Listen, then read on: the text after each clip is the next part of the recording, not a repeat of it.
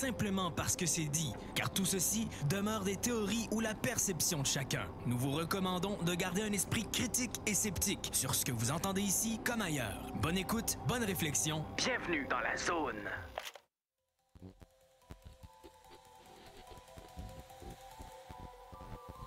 OVNI, phénomènes inexpliqués, témoignages, lumières étranges ou observations. Zone parallèle, un lien avec l'inconnu. Visitez notre site web à l'adresse www.zoneparallèle.com.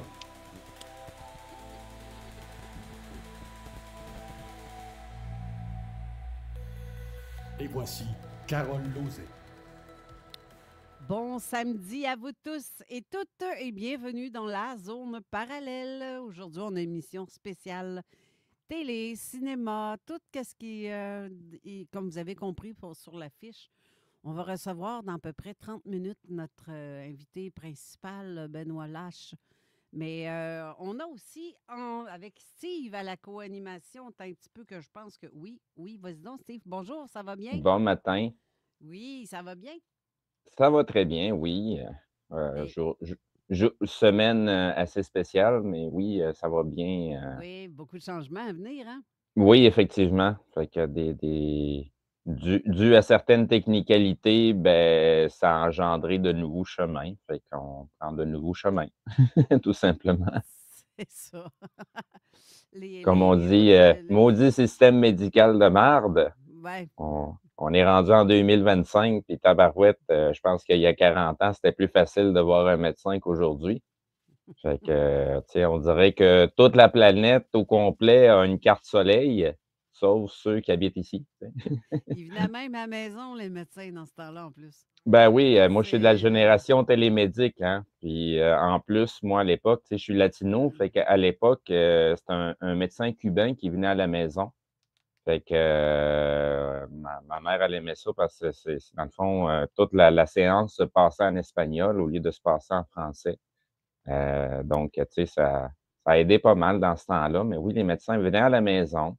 Donc, il était toujours deux. Il y avait un chauffeur qui était en genre de simili-ambulancier, plus le vrai médecin qui se déplace pour venir te voir chez toi.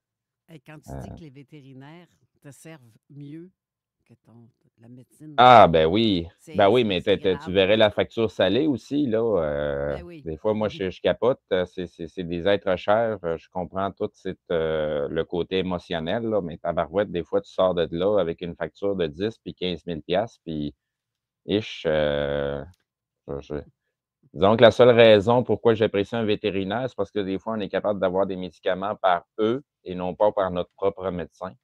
Fait que Et c'est parce que Patricia est en studio, elle me fait des grimaces et simagrées. J'ai pas compris ce qu'elle voulait me dire. Tu veux savoir si c'est mon café? Oui, c'est le mien. OK. Parce qu'elle m'a apporté un café, puis elle est en grosse panique. J'ai-tu bon?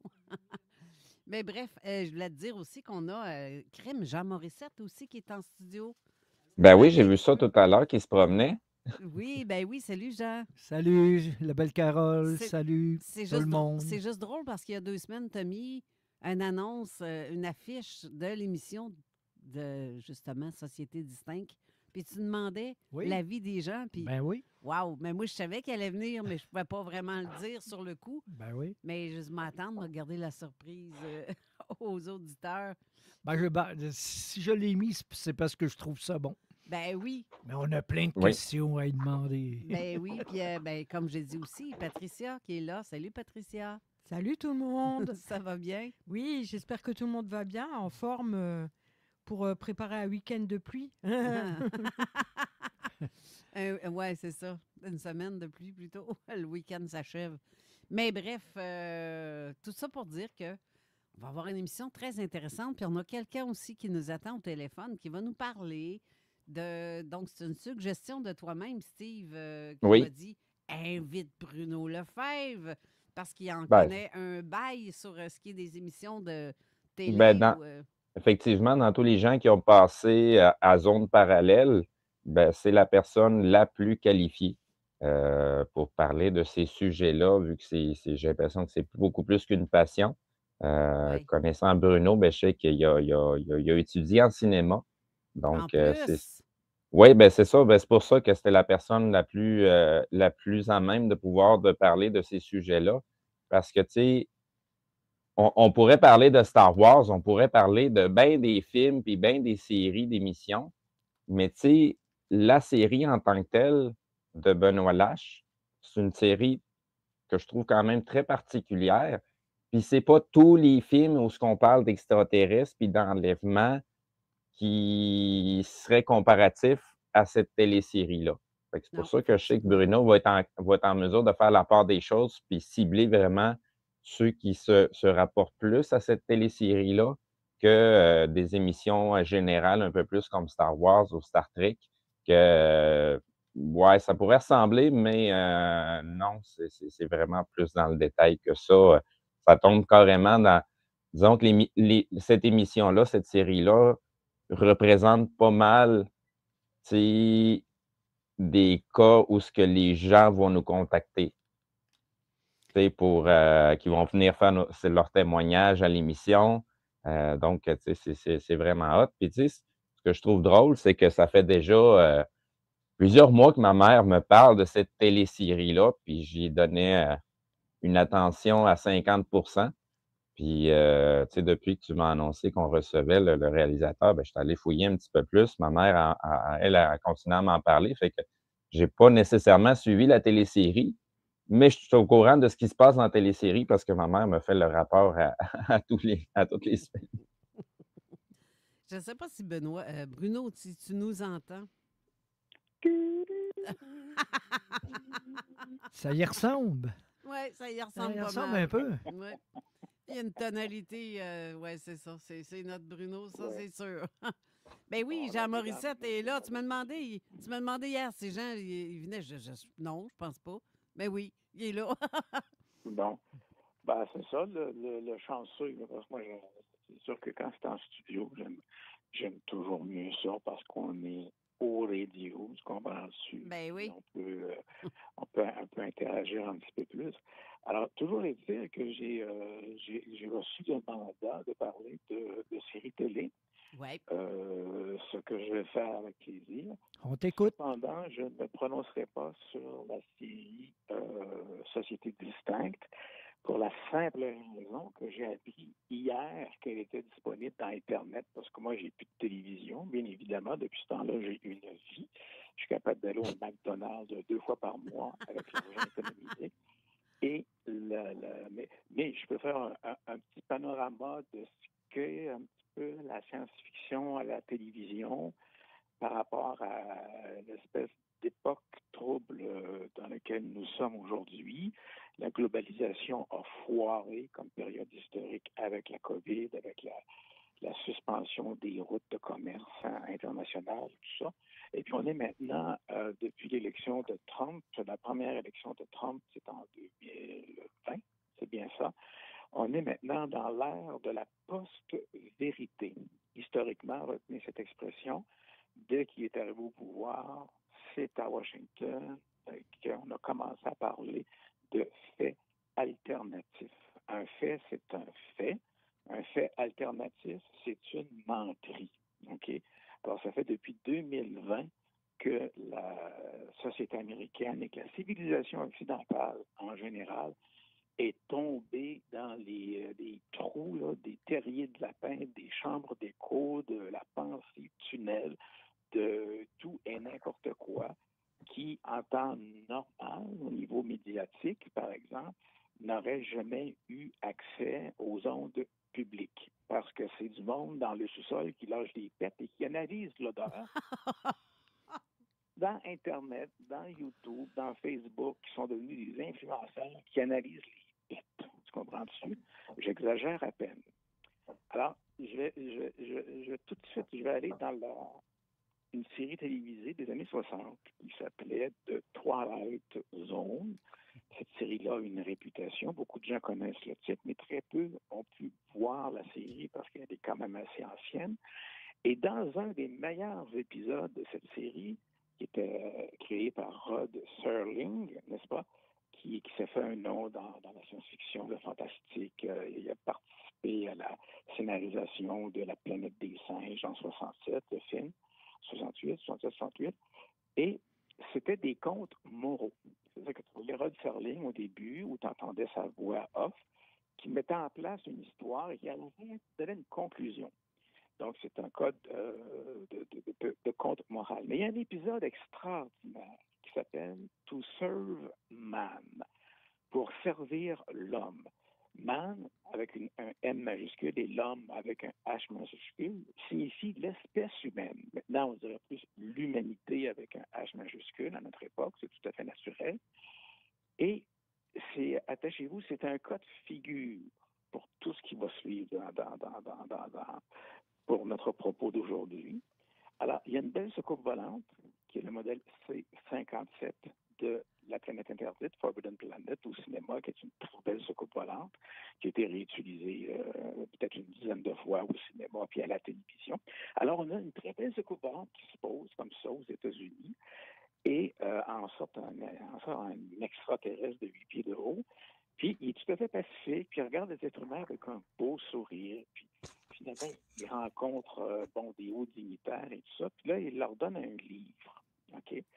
Mais c'est écrit dans la langue extraterrestre, on ne sait pas trop c'est quoi. Puis là, ils réussissent à traduire le titre qui est « To serve man », pour servir l'homme.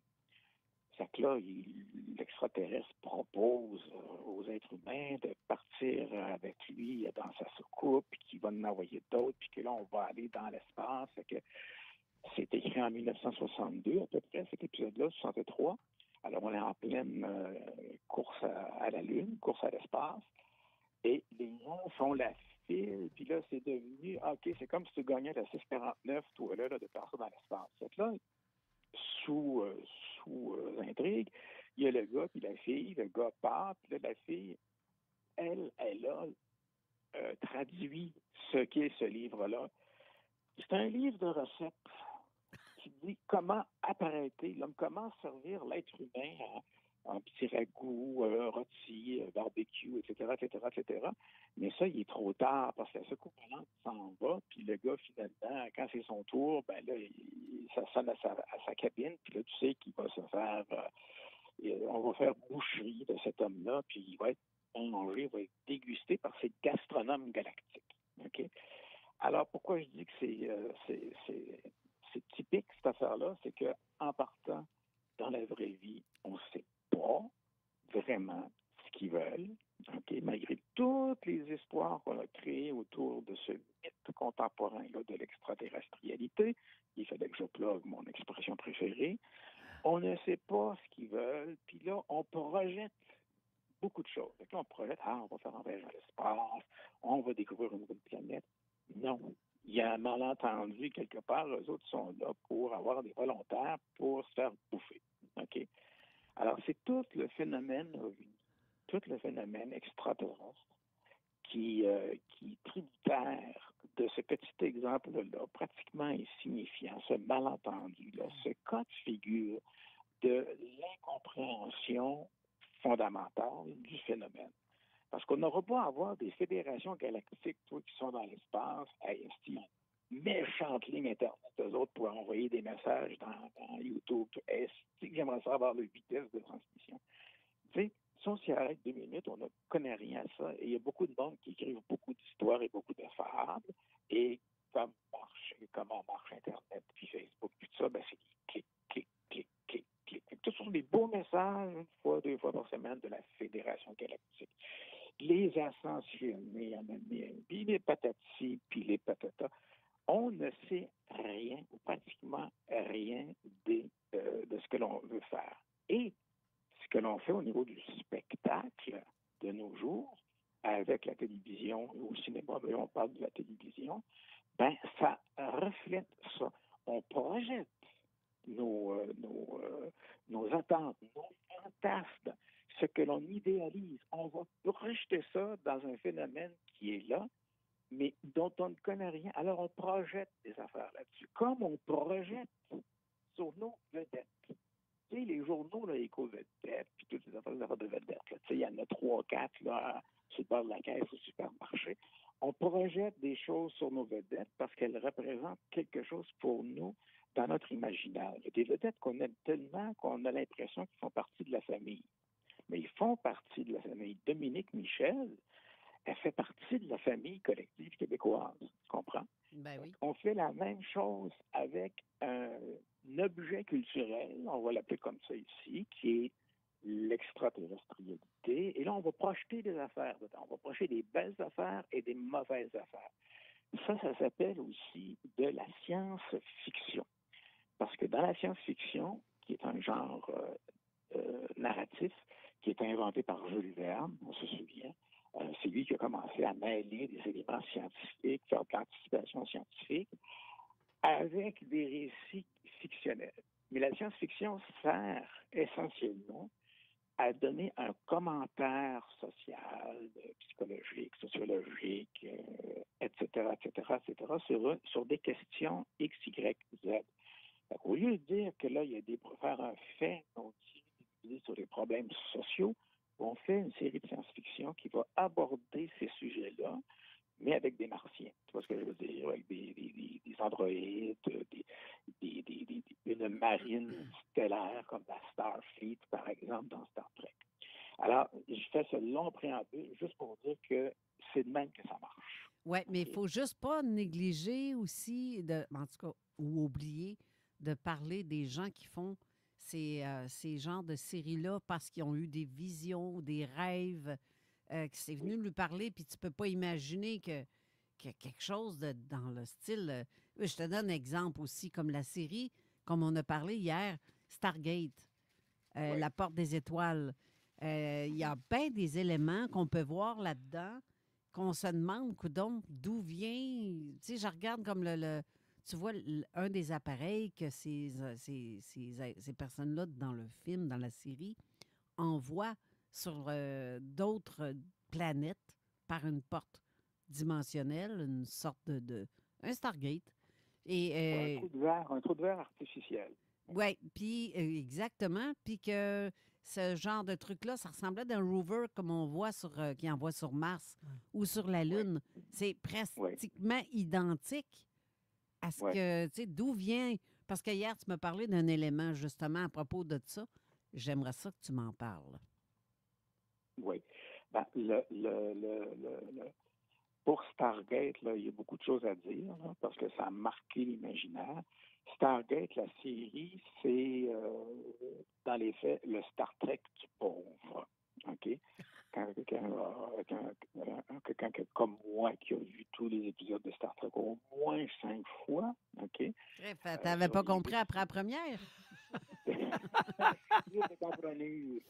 Je suis vraiment dur de comprendre. Là, j'ai compris que Data était un androïde, puis une forme de vie artificielle. Ah bon?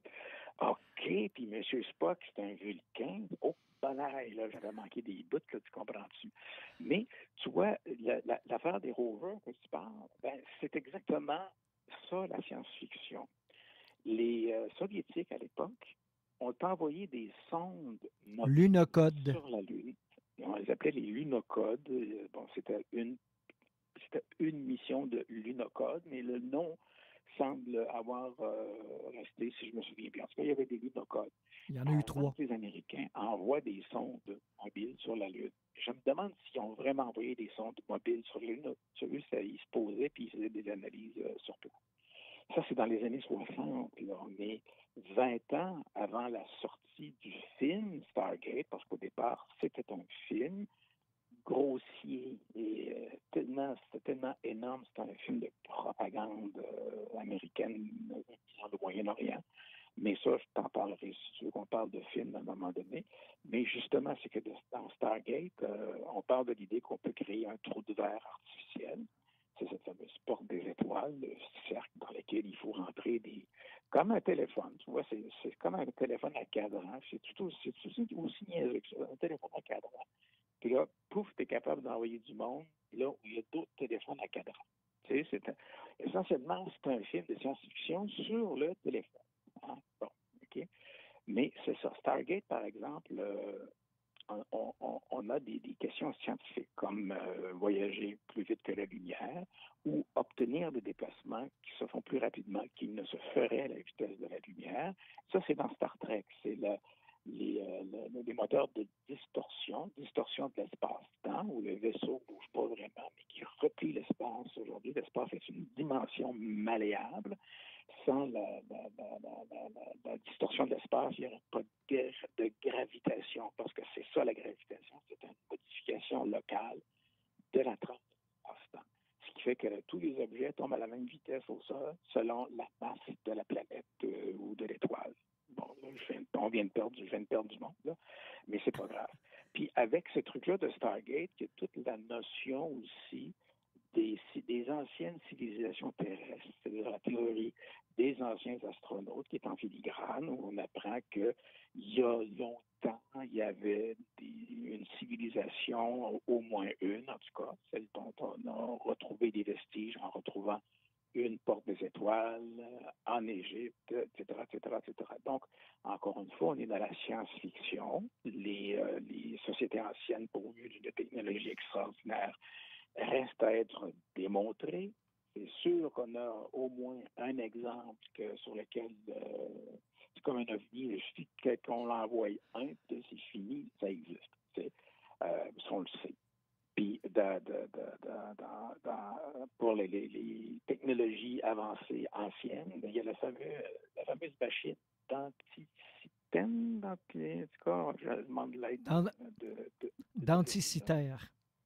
Anticitaire, merci Jean. Ça fait plaisir. C'est une espèce d'ordinateur manuel, OK, mais qui permet de faire des calculs absolument ahurissants, de placer la position des planètes, des étoiles, de la Lune, de la Terre par rapport à tout ça. Puis on le dit, on n'avait pas besoin de ça. On n'a pas d'autres instruments comme ça qu'on connaît qui viennent de l'Antiquité, OK? Puis qui viennent en tout cas au moins du début de notre ère. Et puis ça vient tout chambouler toutes les notions scientifiques qu'on pouvait avoir. On sait qu'on avait des automates à l'époque romaine, mais c'était avant Jésus-Christ. Mais c'était des petites machines à vapeur.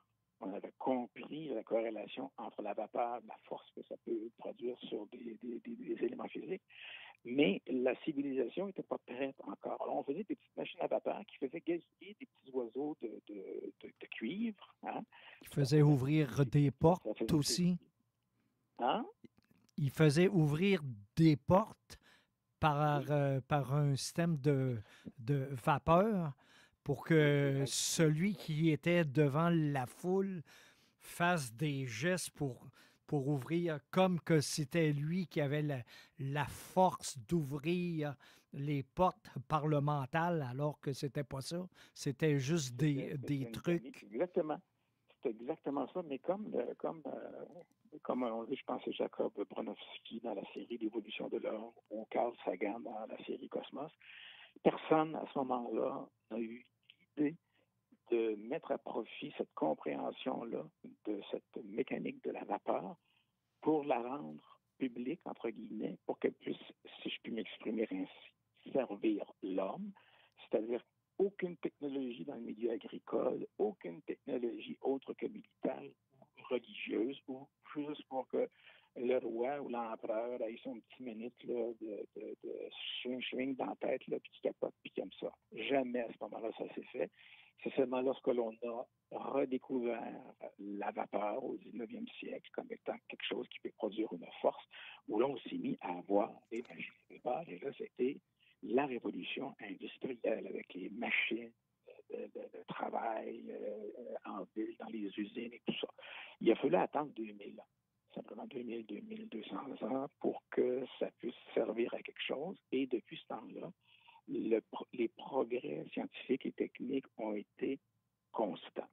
Alors, on est allé sur la Lune, en déplace à certaines personnes, nous sommes allés sur la Lune, on a fait le tour de la Terre. Oui, la Terre est une sphère légèrement aplatie, ça ne se voit pas à l'œil, et c'est ça. D'autres affaires aussi qui viennent de la projection de trucs, c'est ça revient souvent, ça, le med-bed, le lit médical, le lit qui guérit. C'est devenu à la mode, ça, dans le courant du film Elysium avec Jodie Foster, qui est tout simplement un film qui illustre l'écart épouvantable de classe économique qui est en train de s'établir à ce moment-là aux États-Unis. Parce que Hollywood, la première règle d'art, là, c'est d'être dans l'air du temps. Là, tu commences à ce moment-là, la classe ouvrière, la classe moyenne commence à disparaître, l'écart entre les riches et les pauvres s'agrandit. Alors, les gens qui sont sur Terre, c'est du monde qui travaillent à la sueur de leur front et qui ne voient pas le bout. Alors que la classe riche est vraiment très, très haute. Là. Ils ne sont plus dans des tours des gratte-ciels, ils sont en orbite autour de la Terre. Et ils ont ce fameux medbed qui est un lit qui fait un diagnostic puis guérit tout de suite. Alors que sur Terre, les gens qui travaillent sur Terre, pratiquement en esclavage, n'ont pas accès à ça. Alors là, le MacGuffin, c'est du film, c'est l'enjeu du film, c'est d'emmener une petite fille mourante sur la station Elysium, en orbite, pour qu'elle puisse se faire guérir par le medbed. Ça a beaucoup frappé l'imaginaire dans les milieux conspirationnistes et autres. Mais le medbed, on le voit dans les années 60 dans Star Trek, la série originale. Le Dr. Mecha, il étale le monde sur un lit, puis à la tête de lit, tu as des petites lumières, puis tu as des petits graphiques, là, puis ça fait poum, poum, poum. Puis là, il ferait une chirurgie, mais il met comme une espèce de boîte par-dessus le ventre de la personne, puis il pèse sur des pitons, puis l'opération se fait toute seule avec des lasers, peu importe. Ça n'a jamais été très, très clarifié. Alors, cette notion d'un lit qui va guérir des maladies, c'est typique de l'époque dans laquelle on est, parce que l'épicentre du conspirationnisme est aux États-Unis. Je vous rappelle, aux États-Unis, il n'y a pratiquement pas de soins médicaux accessibles. Ça te fera une assurance vie du calice pour pouvoir te faire soigner sur n'importe quoi, comme ici, parce que tout est privé là-bas. Alors, tu as le cancer, ton assurance privée que tu payes te couvre entre telle affaire et telle affaire. Tu vas te soigner pendant 6 mois. Puis après ça, il faut que tu vendes ta maison, il faut que tu t'endettes, puis là, c'est pas sûr que tu vas guérir. Il y a un fameux documentaire de Michael Moore qui s'appelle Psycho, dans lequel il parle qu'un gars qui a le cancer, puis tu avec une maison, puis là, il y a sa famille avec ses enfants. Puis le gars crève du cancer, tout seul, chez lui, comme un chien. Ça, c'est les États-Unis. OK? Alors, sort des États-Unis ce fantasme projeté d'un lit médical miraculeux. Vous voyez? Ouais. C'est tous des détails comme ça. Puis quand on écoute des séries américaines, il y a des enjeux médicaux. Il faut que je fasse une levée de fonds de 25 piastres pour me faire soigner. Puis tout ça. Alors qu'ici, on a la carte d'assurance maladie, les frais sont assurés par les taxes et les impôts. OK? D'ailleurs, les États-Unis, c'est le seul pays, après la Deuxième Guerre mondiale, en Occident, c'est-à-dire chez les vainqueurs en Occident. L'URSS a quand même botté le cul des nazis aussi. Là. Ils ont gagné, eux autres aussi, la Deuxième Guerre mondiale.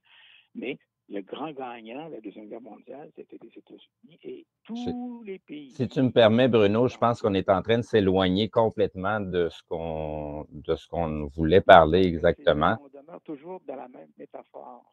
Oui, mais on voulait mentionner, dans le fond, les séries qui parlaient d'abduction ufologique. Dans la science-fiction et qui passent par des conspirationnistes. C'est important de le préciser.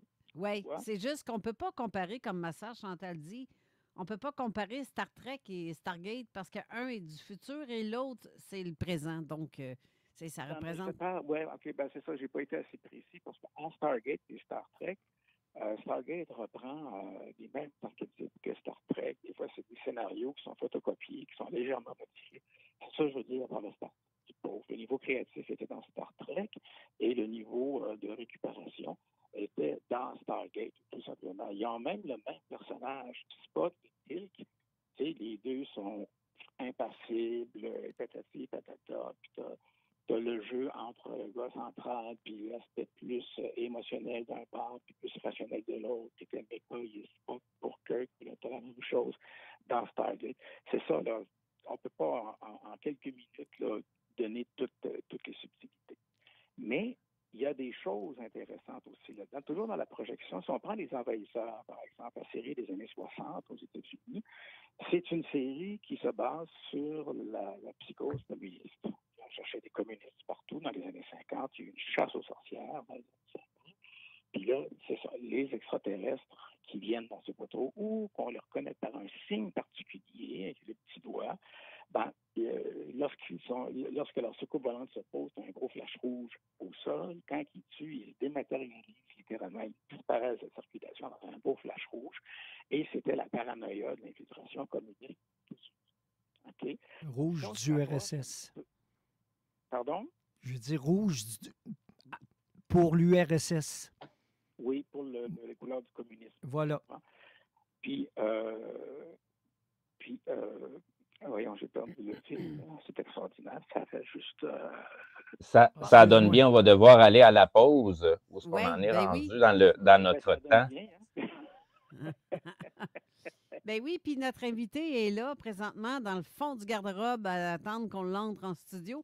Donc, Là de ma part, hein, parce que c'est quelque chose de faire une série de genre au Québec. ah ben, Ils ont réussi à le oui. faire. Bravo. Ben Ouais. oui, bravo, certain. Surtout au Québec. Oui, Pour en avoir entendu parler de la télésérie, ça a fait tourner les regards. Il y a plein de gens qui se sont intéressés à cette série-là. Donc, on va pouvoir en discuter un peu plus avec le principal concerné après la pause. oui. Ben merci, Bruno. Pour Merci, Bruno. Oui. C'est fort. Bonne suite d'émission. Pardon? Bonne suite d'émission. Merci. Puis merci d'avoir été là. Ça a été vraiment super d'entendre ton point de vue avec un petit peu d'humour et c'est le fun. Donc, restez là. On va à la pause et on revient tout de suite après. Merci. Downtown Lévis, la seule station hip-hop au Québec.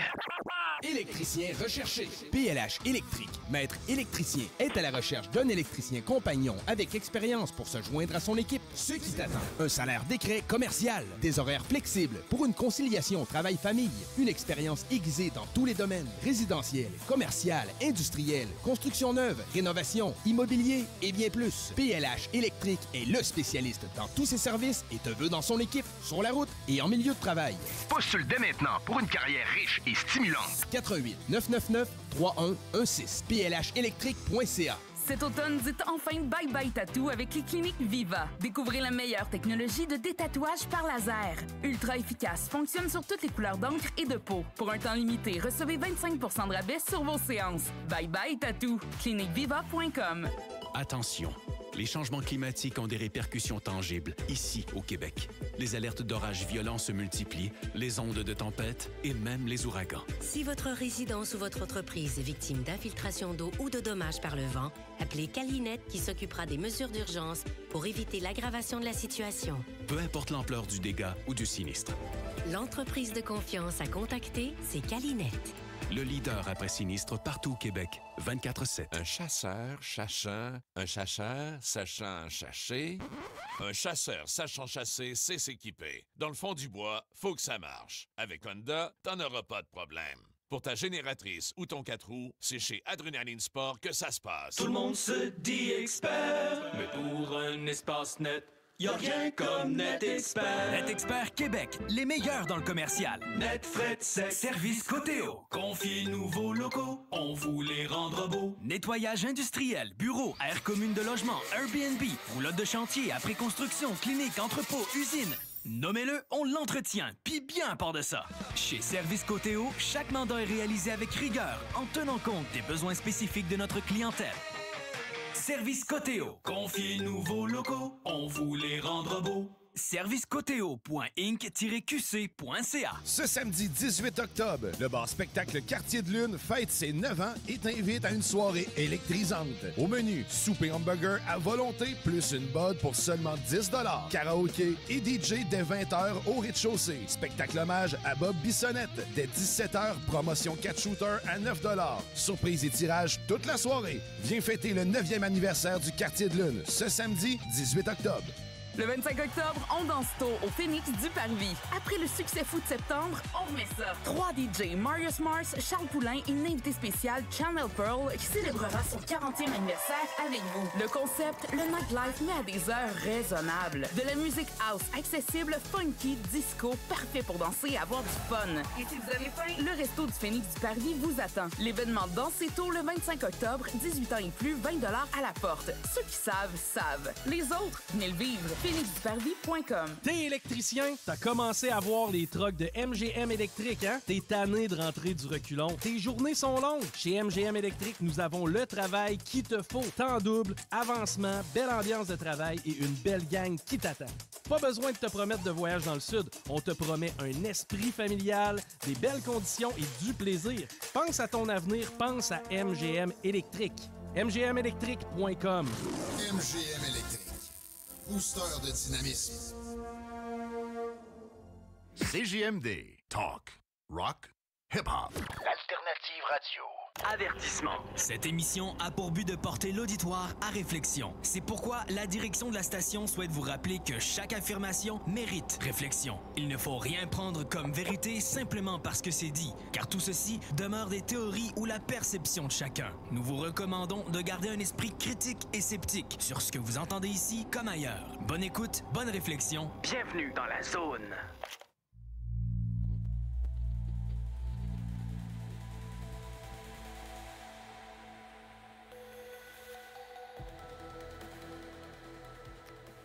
De retour en studio avec notre invité de l'émission, justement. J'invite donc Benoît Lache. Je ne sais pas si je le prononce de la bonne façon, Benoît, ton nom de famille. C'est Benoît Lac. Lac? Ah, Ouais. ben, Caroline. C'est correct. Lache. Je pense, on ne t'a pas ça. Monsieur Lac. C'est polonais d'origine, donc Ah, OK. c'est pour ça que ça s'écrit comme ça.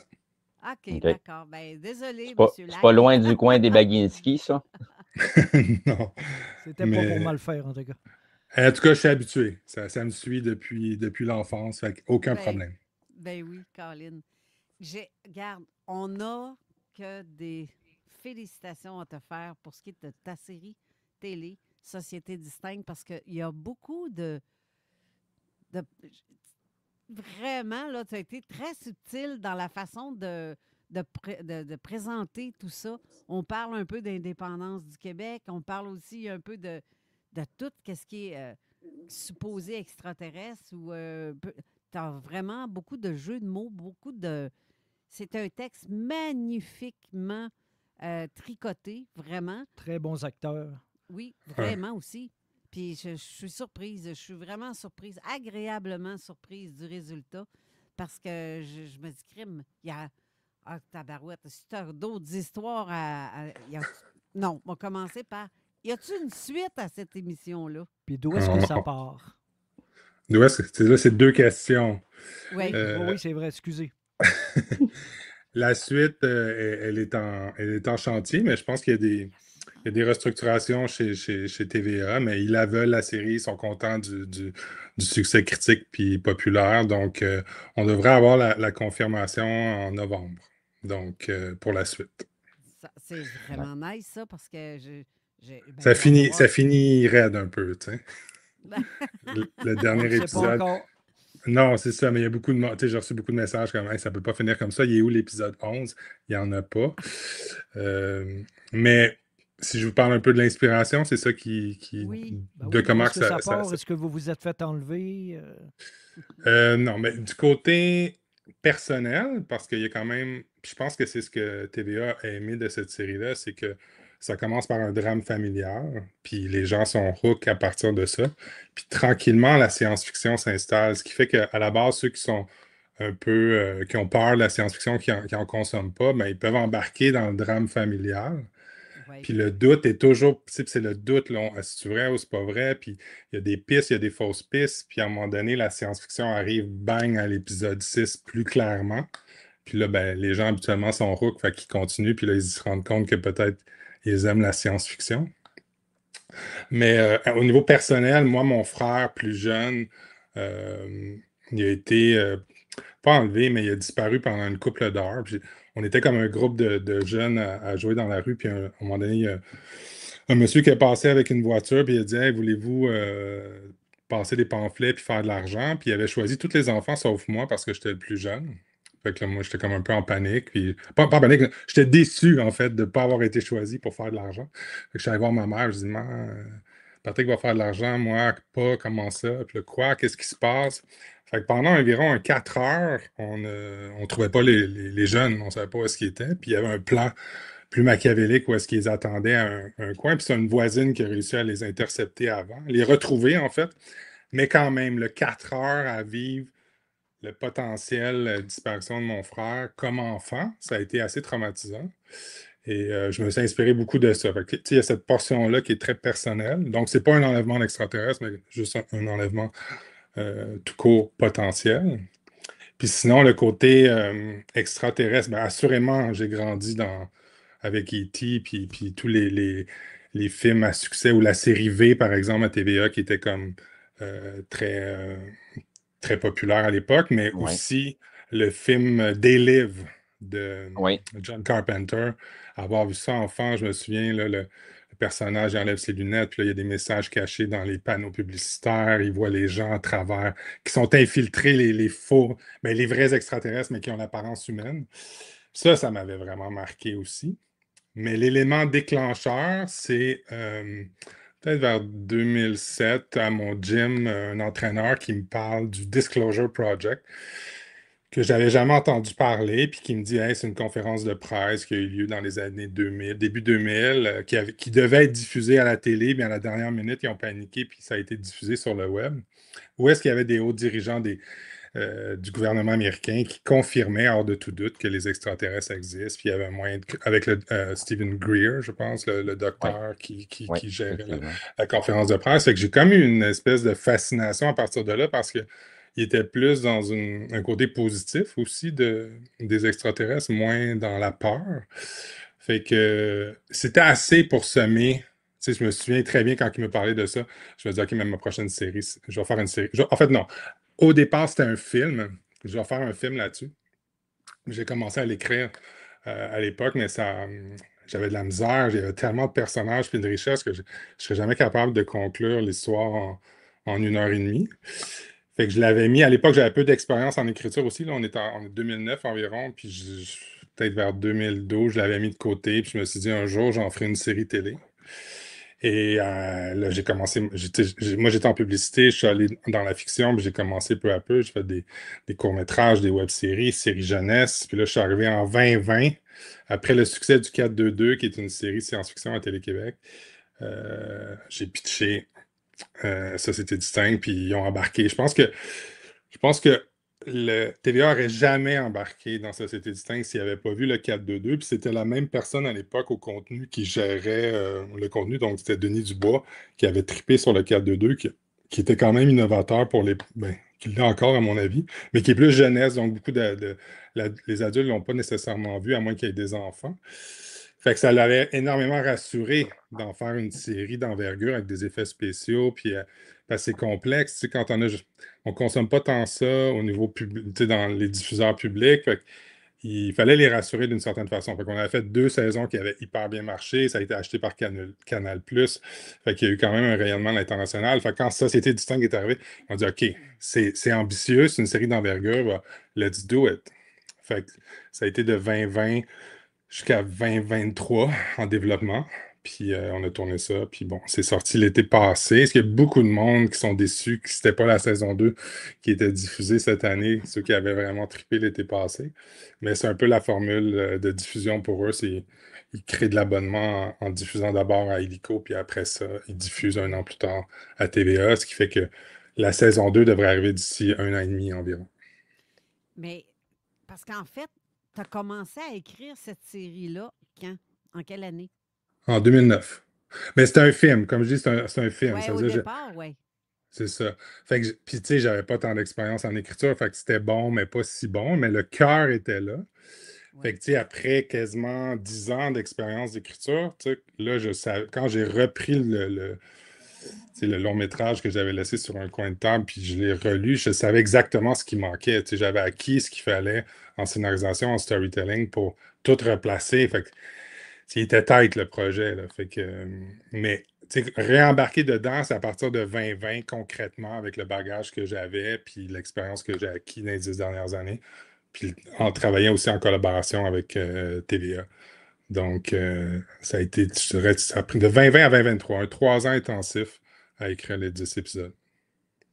Parce que, comme le disait justement l'acteur principal, celui qui joue le rôle d'ufologue dont je me rappelle. Antoine Pilon. Oui, c'est excellent, vraiment. Là, ils sont vraiment excellents, les comédiens que tu as choisis. Là-dessus, on y croit tellement. C'est pas compliqué. Yep. Très bons acteurs. Et comme il l'a dit à l'émission, t'as un petit peu la rentrée avec l'émission de la rentrée. Ils ont été Et invités. ça finit bien la semaine, je pense, à la Oui, TVA. c'est genre, ouais, mais c'est ça. Mais la rentrée.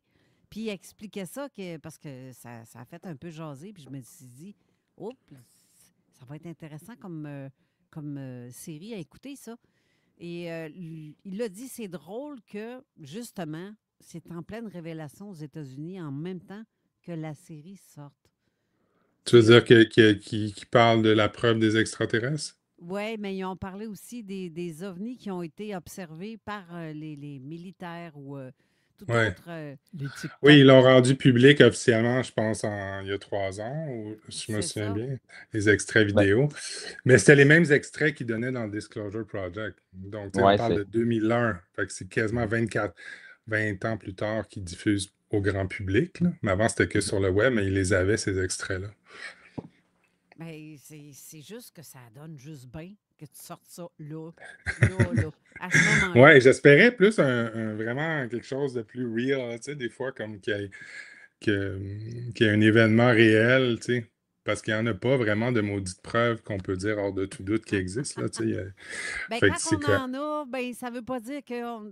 Parce que, tu sais, en fait, on est aussi ufologue. Nous, on fait des recherches en ufologie.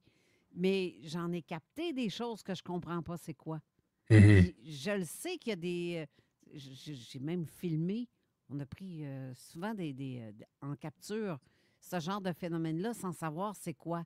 Moi, tant que c'est pas au sol, puis que je discute pas avec le passager, je sais pas c'est qui conduit cet engin-là. Fait on n'a pas de preuve que c'est extraterrestre parce que le phénomène, en réalité, il existe, tant qu'à moi, mais très rare qu'on voit sur, mettons, 10 seulement de chance que c'est pas de quelque chose de fabrication humaine. En fait, c'est des preuves indirectes qu'on a qui nous font dire que oui, ça existe réellement.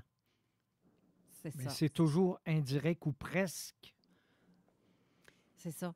Puis je me dis, crime, oui, c'est vrai, tu as raison, par exemple, Benoît, là-dessus, c'est que prouver scientifiquement, c'est difficile. C'est très difficile, mais selon les témoignages, puis c'est ça que j'aime aussi de ta série, ton ufologue, justement, fait parler les gens, il parle des cas de...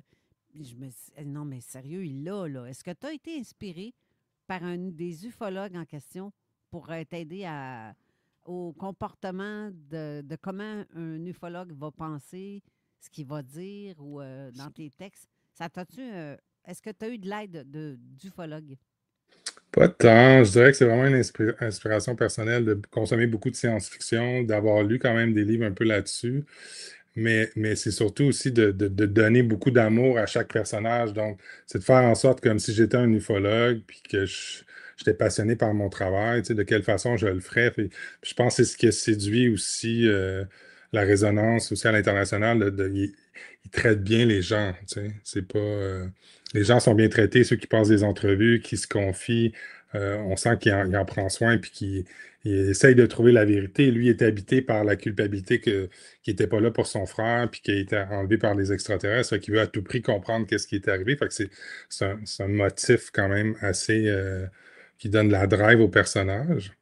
Mais non, j'ai essayé de le traiter comme si j'étais ufologue, puis qu'est-ce que je ferais, puis avec l'inspiration, parce qu'il y a tellement de camps aussi à ce niveau-là, quand tu écoutes les gens, soit qui ont vécu des enlèvements ou des expériences.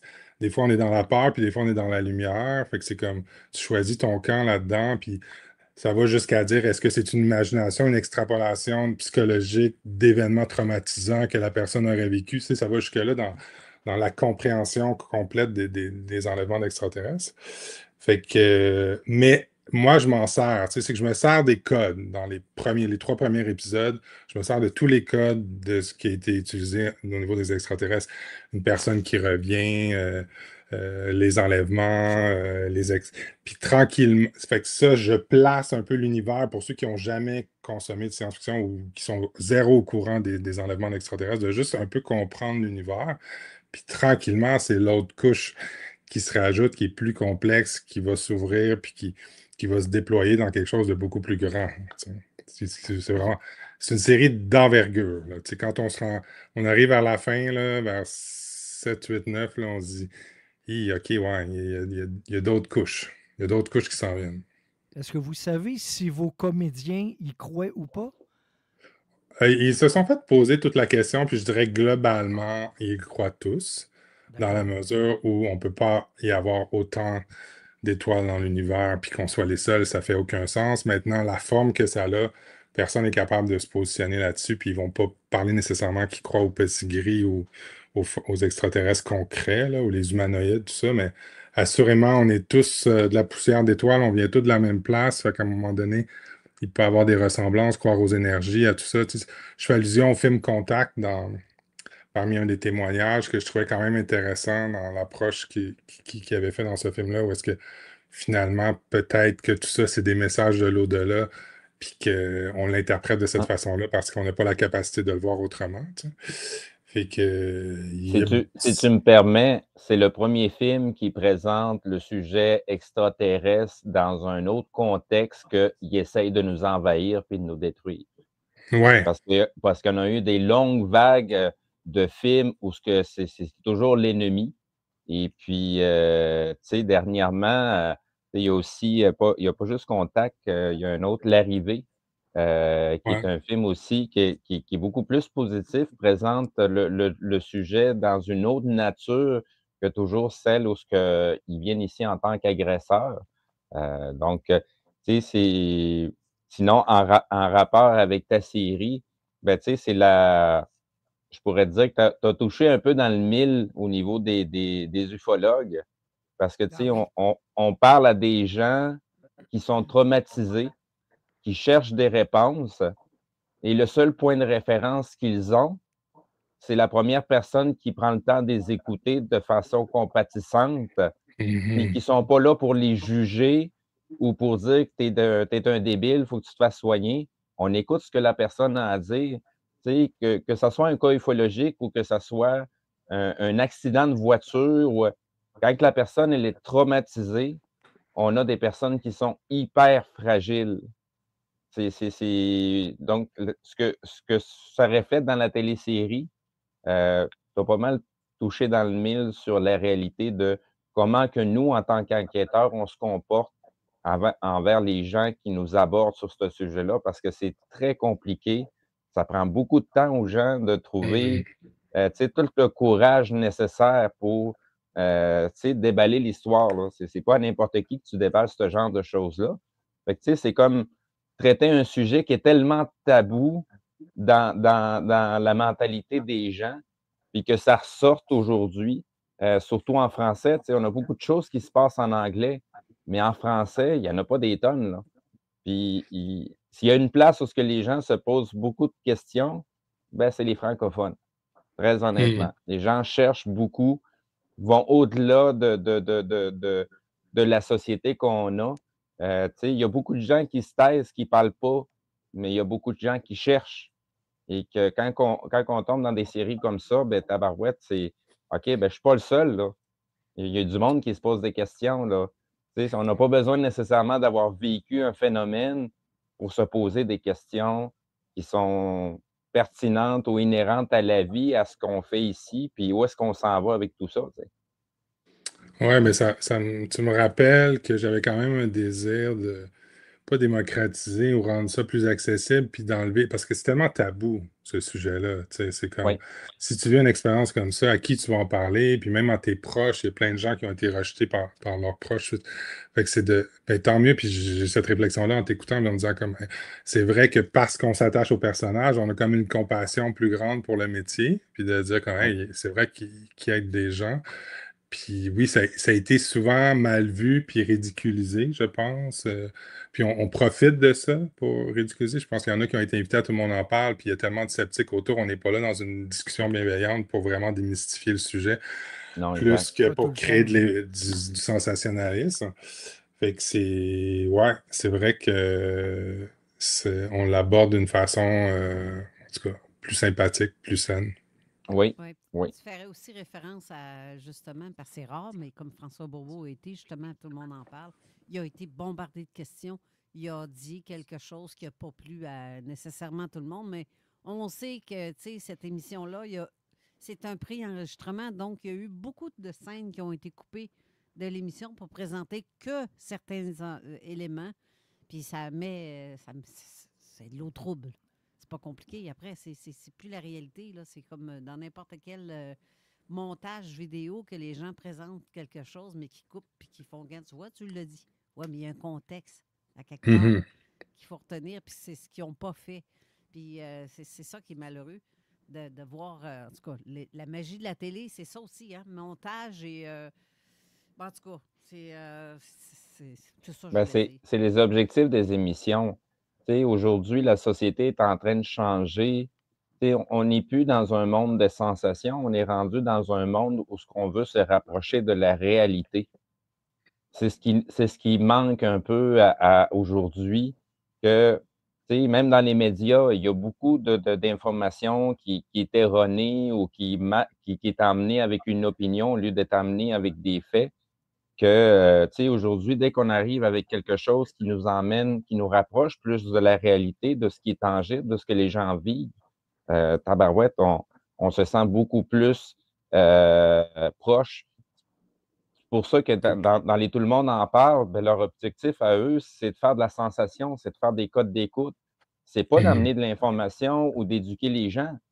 C'est simplement de faire de la sensation pour faire des vues parce que c'est leur job. Mais c'est tellement court, tu sais, comme entrevue, Ouais. puis je pense que tu as besoin de gens qui ont élevé déjà un peu leur conscience, tu sais, qui ont fait du travail Oui. intérieur, qui comprennent un peu la psychologie ou la spiritualité à la limite pour comme bien accueillir ça en deux Ouais. discussions out of the blue, très court.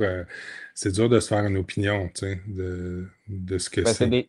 c'est des discussions profondes qui s'adressent à l'humanité et pas juste à un seul être.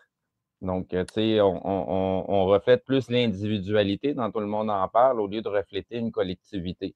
Fait que c'est pour ça que ça a donné ce que ça a donné, mais s'il y aurait eu un point de référence différent ou avec un peu plus de temps, ça aurait donné un résultat totalement différent. Mais tu sais, c'est des sujets qui sont tellement profonds que, effectivement, dans un film, c'est dur à tout élaborer.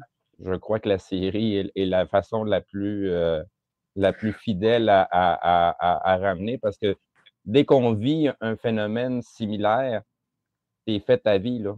C'est jusqu'à la fin de tes jours que ça va te suivre, là, que tu le veuilles ou que tu le veuilles pas, que tu en Mais il y a de parles ou que tu n'en parles l'espoir. pas. Il y a de Oui. l'espoir dans la société distincte. Oui, Parce qu'il y a effectivement. réparation pour lui. Mais je pense que c'est un élément que les gens ont apprécié puis ont été surpris de la série. C'est le traitement aussi cinématographique où est-ce qu'on prend le temps, tu sais, pour être capable de juger des personnages. Excusez-moi, il y a quelqu'un qui vient de rentrer, puis j'ai juste 2 petites secondes. François?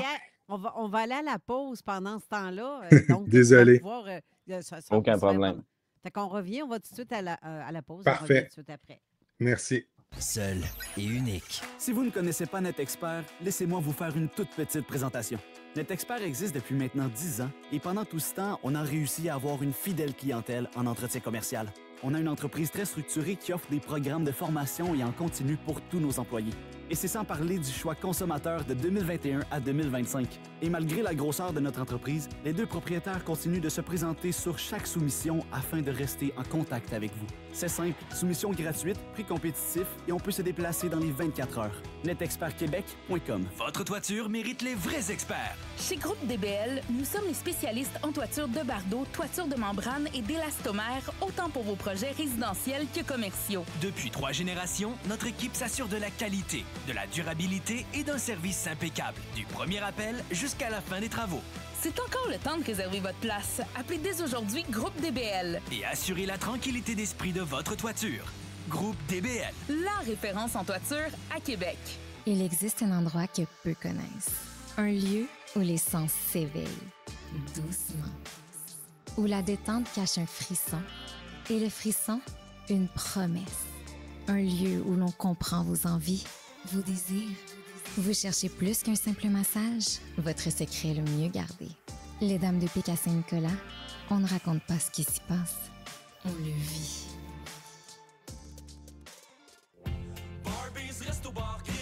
Les mardis, nos ailes de poulet sont à moitié prix. Et pour 6 $ seulement, vous obtenez soit une bière en fût de 20 onces, du vin maison rouge ou blanc, un verre de sangria ou un cocktail signature. Pour seulement 13,50 $, vous pourriez prendre une bière et 10 ailes de poulet. Il suffit de se donner rendez-vous chez Barbies Resto Bar Grill. Et Barbies, c'est la place pour les parties du Canadien.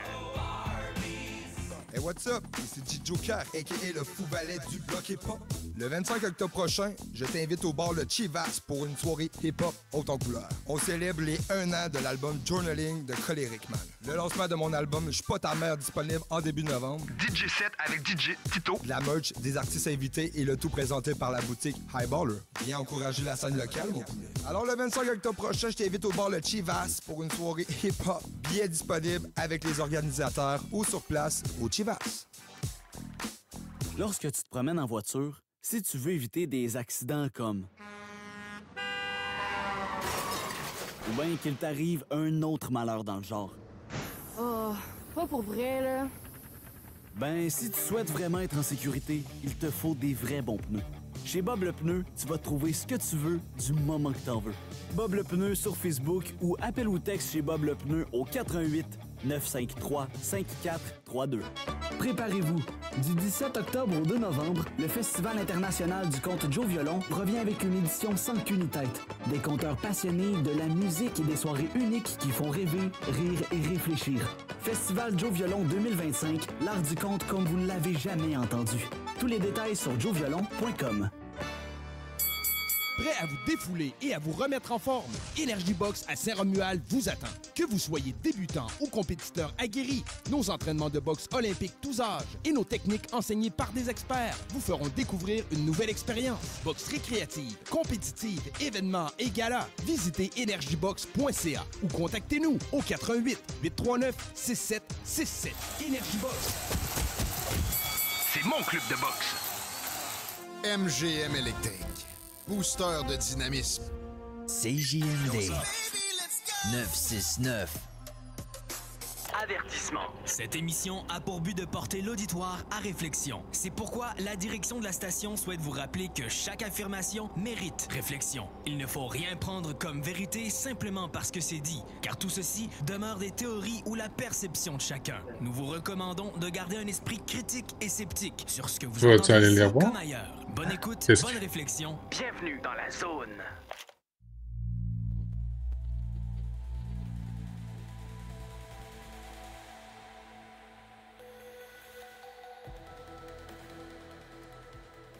De retour à l'émission avec notre invité Benoît Lac. Donc, Benoît, je l'ai bien dit, c'est cool. Oui. C'est cool. Des- Il y a quelque des- chose, il y a quelque chose que j'aimerais savoir pour ce qui est de le côté. Est-ce que des couleurs, le fait de mettre des couleurs, pas non seulement pour ce que le jeune voit, des couleurs dans chacune des personnes. Des auras. Des auras, mais aussi parce que la question elle va être double. Fait que ça va te donner une double réponse à faire. Parce que c'est typique gouvernemental aussi, fédéral, provincial, la guerre, l'indépendance, parce que tu fais référence à René Lévesque à un moment donné dans la classe, puis ça, j'ai trouvé ça fort génial. Je me suis dit, oh ben tabarouette, j'aime le petit côté mixte de tout ce que tu fais qui est, en fait, pour ce qui est du gouvernement, de ceux qui nous dirigent en réalité, puis ceux qui nous dirigent en non-réalité, dans une autre dimension, où c'est un mélange des deux, j'ai l'impression. Puis dans mon temps, moi, c'était oubliez pas, votez du bon bord, l'enfer est rouge et le ciel est bleu.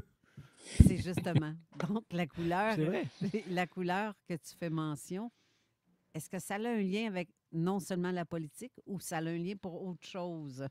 Non, assurément, assurément, c'est là pour appuyer le récit. Je pense que pendant un certain temps dans la série, on va vraiment penser que c'est les auras. C'est comme une fausse piste où est-ce qu'on pense que un des patients amnésiques arrive à voir les auras, mais on va se rendre compte plus tard que c'est autre chose. Ah, c'est pas vrai. Ouais.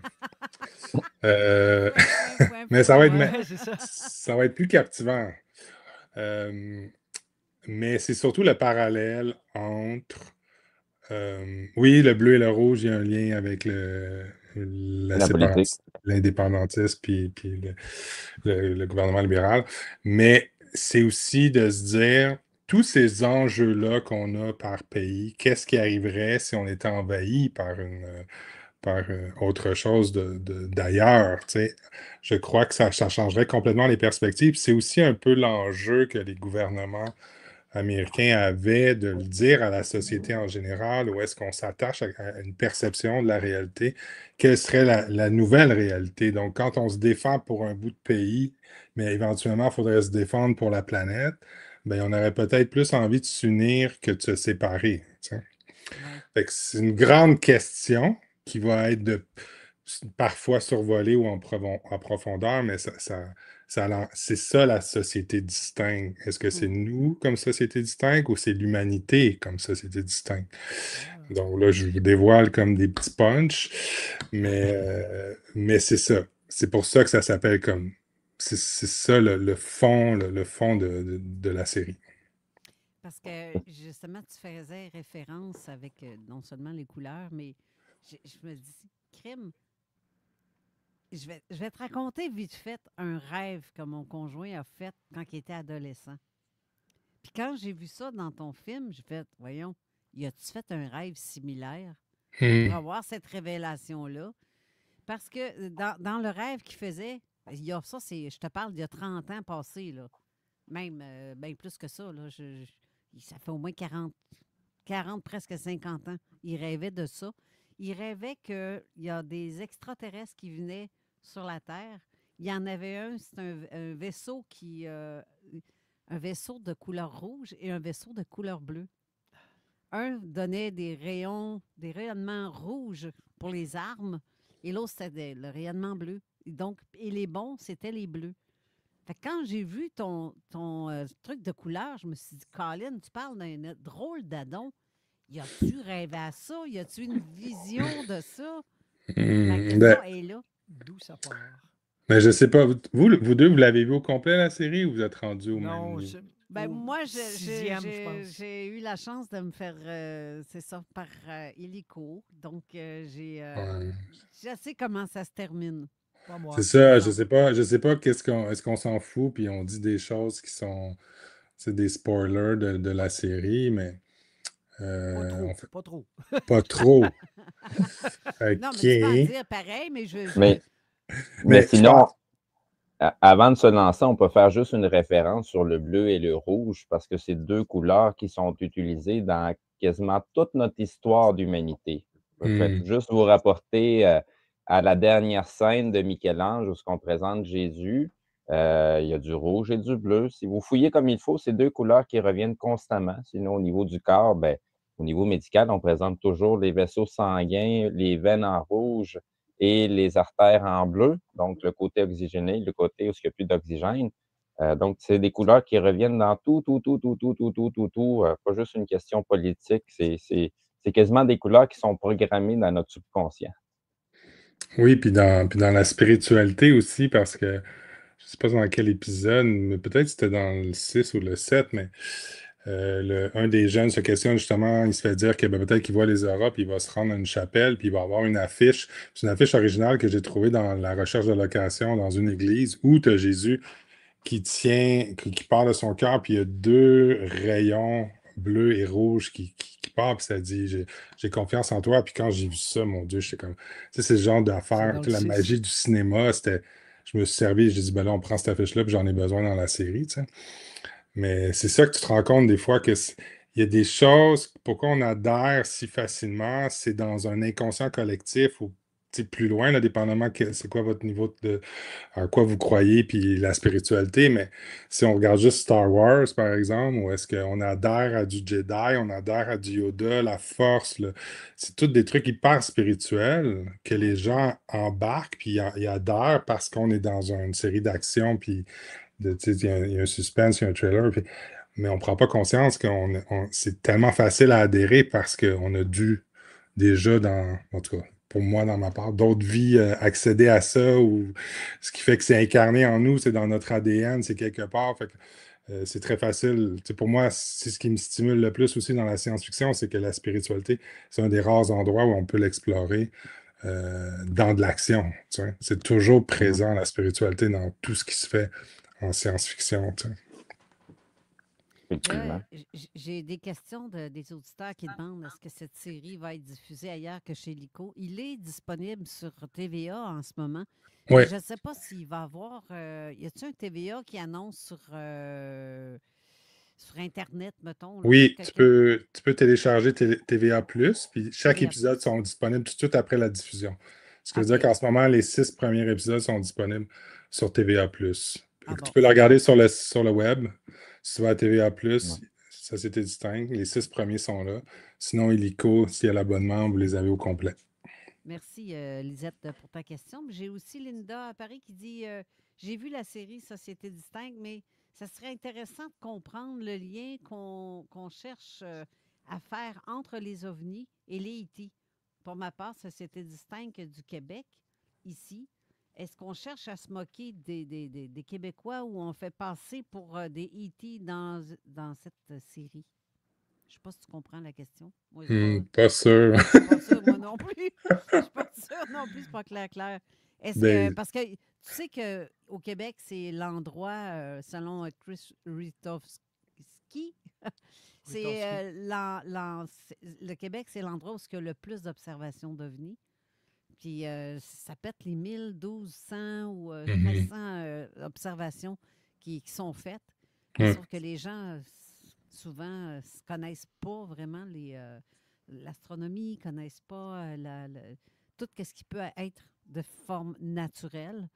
Ou il n'y a aucune connaissance là-dedans. Donc, puis les engins, mais on connaît aussi, il y a des compagnies qui ne font que ça, des drones ou des choses comme ça. Donc, les gens vont pas connaître l'ensemble de l'ufologie en question. Puis des fois, on se fait crier des noms quand on dit parce que c'est juste c'est un drone que tu viens de voir. Comme dans la série, justement, où est-ce que le personnage de Marc, il y a quelqu'un qui lui montre un extrait de lumière qu'il a vu dans le ciel, espérant avoir enfin la preuve, puis il se rend compte très rapidement que c'est des drones. Parce qu'aujourd'hui, c'est difficile, là, parce que les drones se déplacent vite, ils ont des couleurs étranges. Ils sont plus gros qu'avant. Il y en a qui font différentes formes aussi. Oui. Ça a toujours été ça. C'est des interprétations qui changent. Le phénomène, tu le vois, tu peux être en groupe, tu vas le voir. Puis là, tu vas voir une grosse lumière. Si tu es catholique, tu vas dire « Ah, c'est Jésus » ou c'est Marie. Puis l'autre, s'il est électricien, il va dire « Ah, c'est un phénomène électrique ». Puis l'autre, il va dire « C'est de la foudre en boule ». Mais le phénomène, il reste là. Oui, c'est l'interprétation qui change. C'est ça, on dit souvent qu'il y a le phénomène, il y a la perception du phénomène, puis il y a ce qui se passe en l'intérieur de la personne. Voilà. Donc, il y a trois choses complètement distinctes pour analyser un cas de ce qui s'est passé réellement. Parce que les gens, des fois, on connaît très mal la bibite humaine, de comment elle fonctionne, son subconscient, sa psychologie. Si on a vraiment affaire à des êtres venus d'ailleurs avec une technologie ou avec une facilité beaucoup plus grande, bien, probablement qu'ils lisent en nous comme un livre ouvert.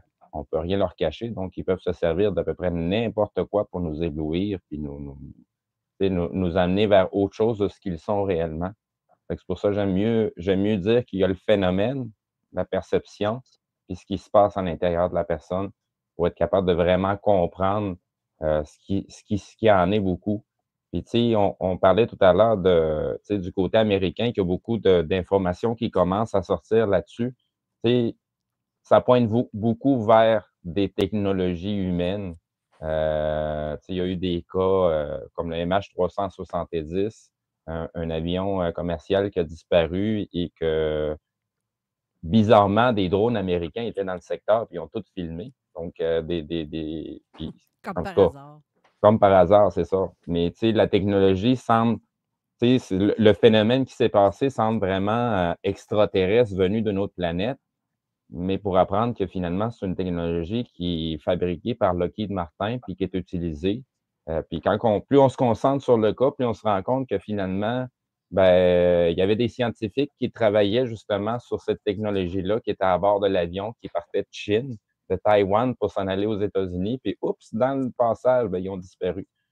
Donc, puis aujourd'hui, ben, l'avion n'a toujours pas été retrouvé, ni ses passagers.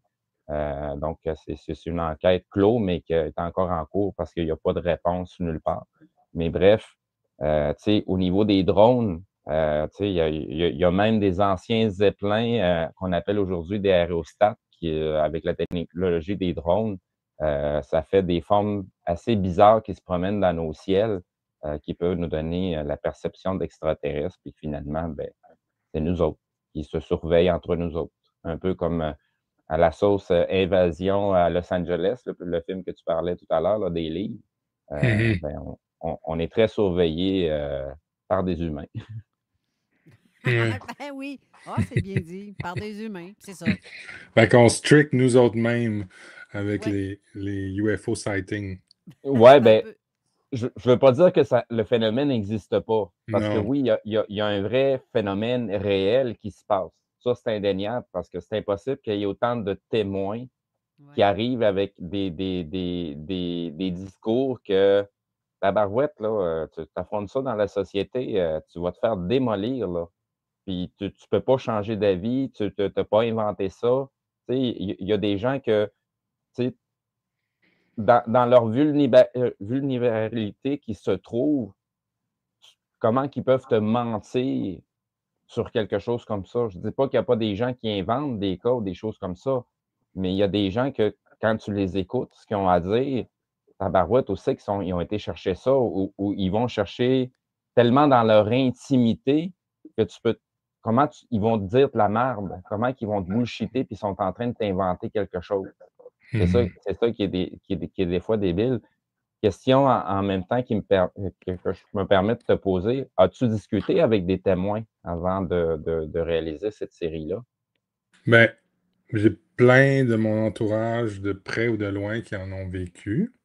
Moi, j'ai une maison en Gaspésie, puis Caplan, qui est une ville qui a eu beaucoup de UFO sightings. Donc, c'est une discussion presque pas quotidienne, mais c'est normal d'en parler ici versus peut-être à Montréal, où est-ce qu'il n'y en a pas. Puis, j'avais lu un livre sur les enlèvements d'extraterrestres, où est-ce que c'était comme presque chaque chapitre, c'était quelqu'un qui avait vécu un enlèvement différemment. C'est un peu de ça, je me suis inspiré, mais quand j'écris, j'essaye le moins possible, justement, d'être influencé par des...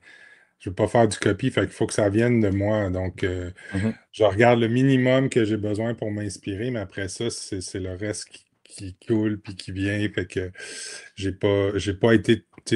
Comme je te disais là, tantôt, c'est qu'il y a tellement de cams. Tu peux aller sur Netflix, tu peux aller sur YouTube, puis tu vas en avoir sans avoir... Tellement, il y a tellement d'informations. C'est pas quelque chose qui manque, en tout cas. C'est pas difficile à trouver de l'information sur les enlèvements d'extraterrestres. Fait qu'après ça, étant donné que ma série n'est pas sur ce sujet-là, même si ça donne cette illusion-là, en ouverture de série, de se dire comme ah oui, ça parle des enlèvements, mais c'est que ça va tourner vers autre chose. Fait que je me sers comme des codes de ce que on a l'habitude d'entendre, les références d'extraterrestres, mais j'essaie de créer un tout autre univers qui est quand même inspiré, là, au final. Vous allez peut-être voir des parallèles avec des livres, justement, de John Carpenter, qu'il y a des bons, qu'il y a des moins bons, puis qu'on n'est pas sorti du bois. Ah, non, effectivement. Mais là, tu as fait réagir fortement notre Jean Morissette National, qui vient de la Gaspésie, d'ailleurs. Ben oui, je viens de Montjoli, moi. Puis il a été témoin de quelque chose quand il avait, 10-12 ans? 10-15 ans, oui. À peu près, oui, c'est ça. Donc, puis c'est pas le seul. Il y a tellement d'observations qui sont faites là, autant là que sur la Côte-Nord, dans le coin de mettons, exemple, je dirais, on va dire cette île, là. Il y a beaucoup d'observations dans ce secteur-là qui est carrément en face de la Gaspésie. Donc, il y a des... c'est juste curieux, là, que... En tout cas, bref. Mais en tout cas, la question que je voulais te... C'est pas une question, c'est un commentaire que je vais te faire. C'est le côté psychologique de ce que tu en fais, selon que tu as écrit pour chacun de tes... vraiment, c'est du... C'est ça. C'est ça. Ben, Pas dire c'est... autre. C'est assurément, tu sais, la psychologie, c'est important pour moi. J'ai fait de la thérapie, j'ai fait de la croissance personnelle. Tu sais, j'ai pas mal fait tout ce qui existe, là, au-delà même de faire du coaching avec l'au-delà, là, tu sais, fait que j'ai comme une grande ouverture à tout ça, puis je me sers de ça. Puis je pense que c'est ça qu'on ressent dans l'écriture, là. Quelque chose qui vient du cœur, puis que la spiritualité est là, mais n'est pas forcée parce que le récit, c'est toujours l'action qui drive. Mais c'est ce que je disais un peu aussi tantôt avant qu'on arrive à la pause, c'est qu'on est tellement habitué aussi, tu sais, je reçois beaucoup de commentaires comment que les acteurs sont exceptionnels, puis le jeu d'acteur, puis tout ça, mais C'est vrai. c'est une série où est-ce qu'on prend le temps, puis les spectateurs qui consomment du stat ou des quotidiennes où on fait étirer l'histoire tellement longtemps, puis que l'action avance en dialogue.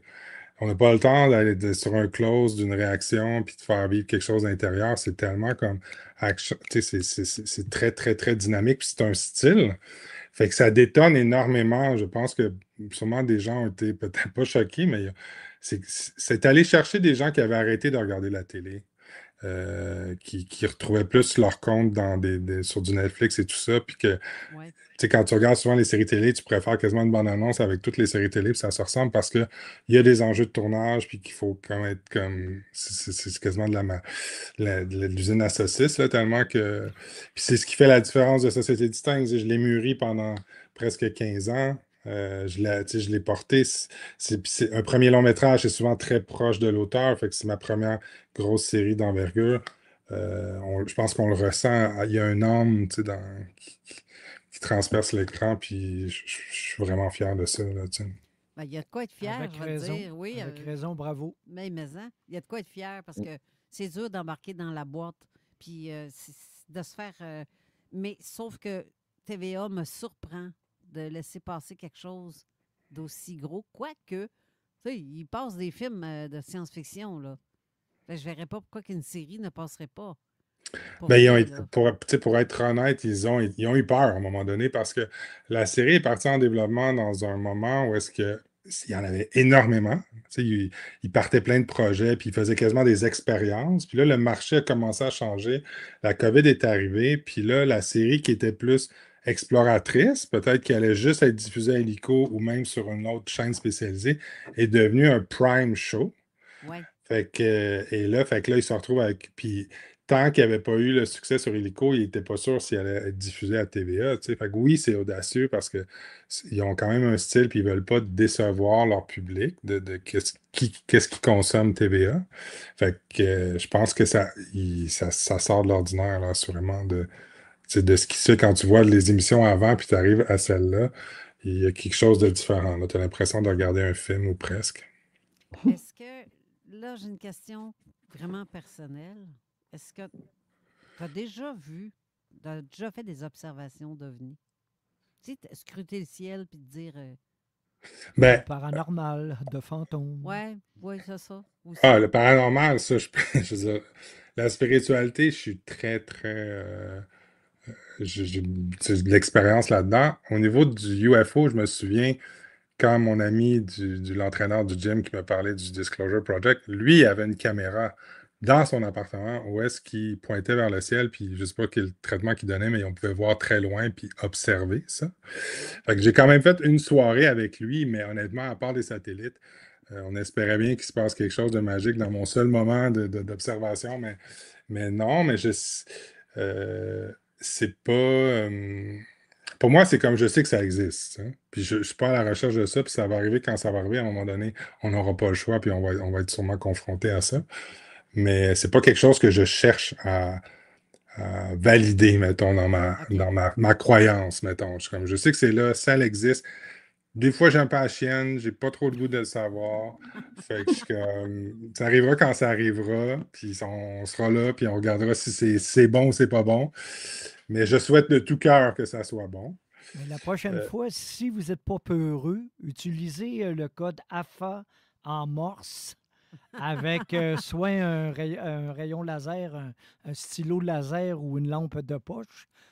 En morse, vous faites vers le ciel AFA, AFFA, et vous allez avoir une réponse. Vous allez voir quelque chose, un spot, une lumière. Nous, on l'a fait ici, ça a fonctionné. Je l'ai fait en France au col de Vence, ça a fonctionné. Si vous n'êtes pas peureux, là, essayez ça. Ouais. Je peux peut-être essayer. Parce qu'il y a une réponse, c'est sûr. Ouais, non, je suis convaincu, mais je pense que Stephen Greer, c'est ça sa technique. Oui. Il y a une forme de méditation où est-ce qu'il peut rentrer en CSM. contact, puis il y a des réponses, puis ça se fait en groupe, puis tout ça, puis peut-être qu'un jour je vais le faire, sûrement. Il appelle ça un CE5. Moi, j'aurais deux petites questions encore, dont une personnelle aussi. Je commencerai par la série. Elle est longue comment? Parce qu'il y a ce qui est exposé par Illico, mais ce qui est écrit en réalité, c'est pour combien de saisons en réalité? Eux, à la base, en développement, ils ont acheté 3 saisons. OK. Le synopsis des 3 saisons est écrit. Mais dans le contexte actuel, j'ai aucune idée.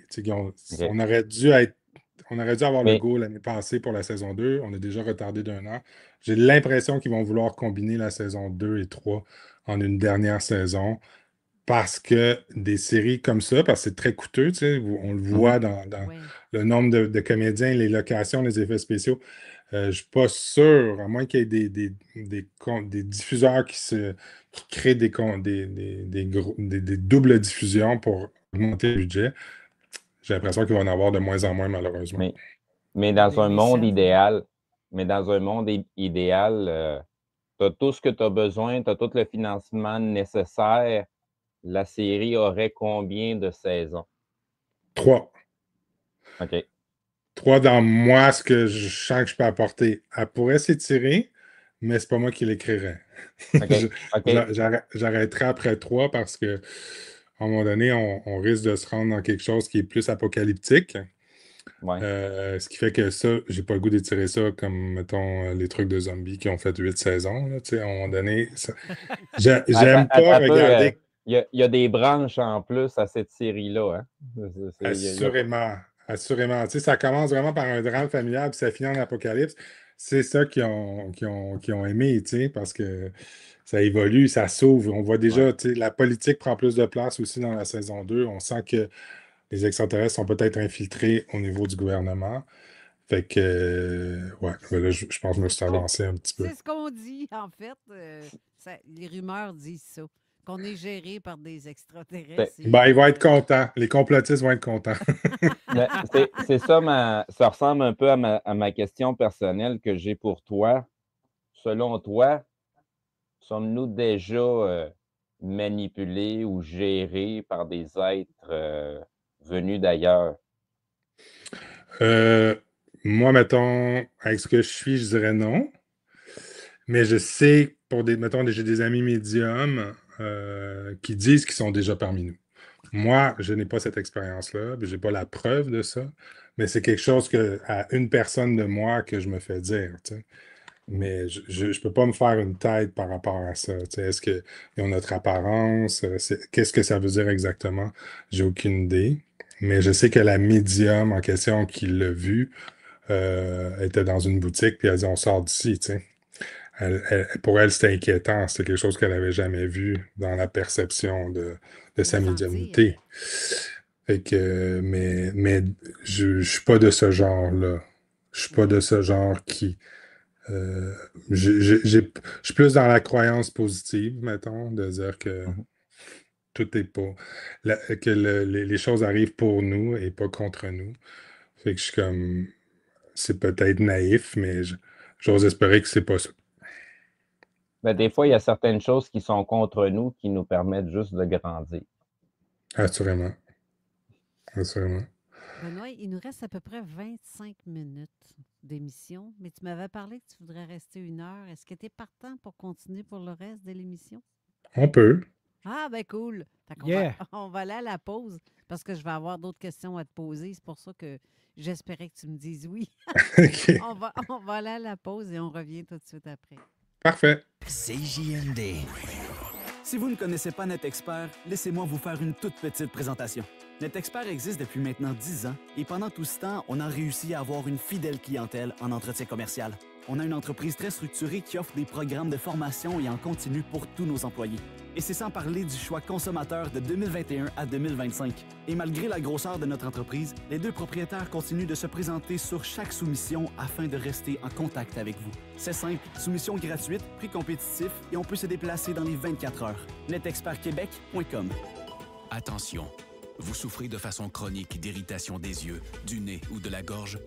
Vous suspectez la présence de moisissures ou d'un autre contaminant dans votre résidence? Pour en avoir le cœur net, demandez à Calinette un test de votre air intérieur. Au besoin, Calinette sera en mesure de corriger la situation grâce au traitement de l'air ou par un travail ciblé de décontamination. Calinette, pour votre qualité d'air. Calinette, pour votre qualité de vie. Il existe un endroit que peu connaissent. Un lieu où les sens s'éveillent, doucement. Où la détente cache un frisson. Et le frisson, une promesse. Un lieu où l'on comprend vos envies, vos désirs. Vous cherchez plus qu'un simple massage? Votre secret le mieux gardé. Les Dames de Pique à Saint-Nicolas, on ne raconte pas ce qui s'y passe. On le vit. Le Salon de la bière lévisien est de retour au Centre Raymond-Blais, vendredi le 24 octobre à compter de 18h. En formule cocktail dînatoire, vous pourrez apprécier plus de 80 différentes bières et cidres de microbrasserie, accompagnées de différentes bouchées gastronomiques, et ce pour un billet à 75 $. Rien de plus à débourser. Sur réservation seulement par courriel à lyonlevy@gmail.com ou par téléphone au 418-837-9110. Ce mois d'octobre au Barbies Lévis, c'est l'heure de sortir les crayons. Participez à notre grand concours de dessin pour enfants. Dessinez notre super-héros Barbies et courez la chance de gagner pour votre famille un certificat cadeau d'une valeur de 100 $. Et ce n'est pas tout. 2 familles chanceuses repartiront avec un supplément de 100 $ en certificat cadeau. Tous les dessins seront affichés à l'entrée du resto et ce sont nos clients qui voteront pour élire le grand gagnant. Barbies Resto Bar Grill Lévis, un Halloween rempli de couleurs, de surprises et de plaisir pour toute la famille. Vos rôtisseries Saint-Hubert de la région de Québec vous offrent sa promo. 2 repas pour 26 $ au comptoir à emporter ou 2 repas pour 30 $ en livraison parmi 5 plats vedettes. Ce samedi 18 octobre, le bar spectacle Quartier de Lune fête ses 9 ans et t'invite à une soirée électrisante. Au menu, souper hamburger à volonté plus une bod pour seulement 10 $. Karaoké et DJ dès 20h au rez-de-chaussée. Spectacle hommage à Bob Bissonnette. Dès 17h, promotion 4 shooters à 9 $. Surprise et tirage toute la soirée. Viens fêter le 9e anniversaire du Quartier de Lune ce samedi 18 octobre. Le Salon de la motoneige et du quad de Québec, présenté par Beneva, c'est pour tout le monde, autant les débutants que les passionnés. Ah ouais? Oui, parce que sur place, il y a des centaines de motoneiges et quads neufs et d'occasion. Cool! Et est-ce que je vais pouvoir magasiner? Oh que oui! Des vêtements, des accessoires et même des séjours avec randonnée. Et comme c'est le seul salon de l'industrie au Québec... Ah ben là, c'est sûr qu'on y va! Du 7 au 9 novembre au Centre de foire d'Expo-Cité, place au Salon de la motoneige et du quad de Québec, présenté par Beneva. 969fm.ca pour les extraits et les podcasts. Avertissement. Cette émission a pour but de porter l'auditoire à réflexion. C'est pourquoi la direction de la station souhaite vous rappeler que chaque affirmation mérite réflexion. Il ne faut rien prendre comme vérité simplement parce que c'est dit, car tout ceci demeure des théories ou la perception de chacun. Nous vous recommandons de garder un esprit critique et sceptique sur ce que vous entendez ici comme ailleurs. Bonne écoute, bonne réflexion. Bienvenue dans la zone.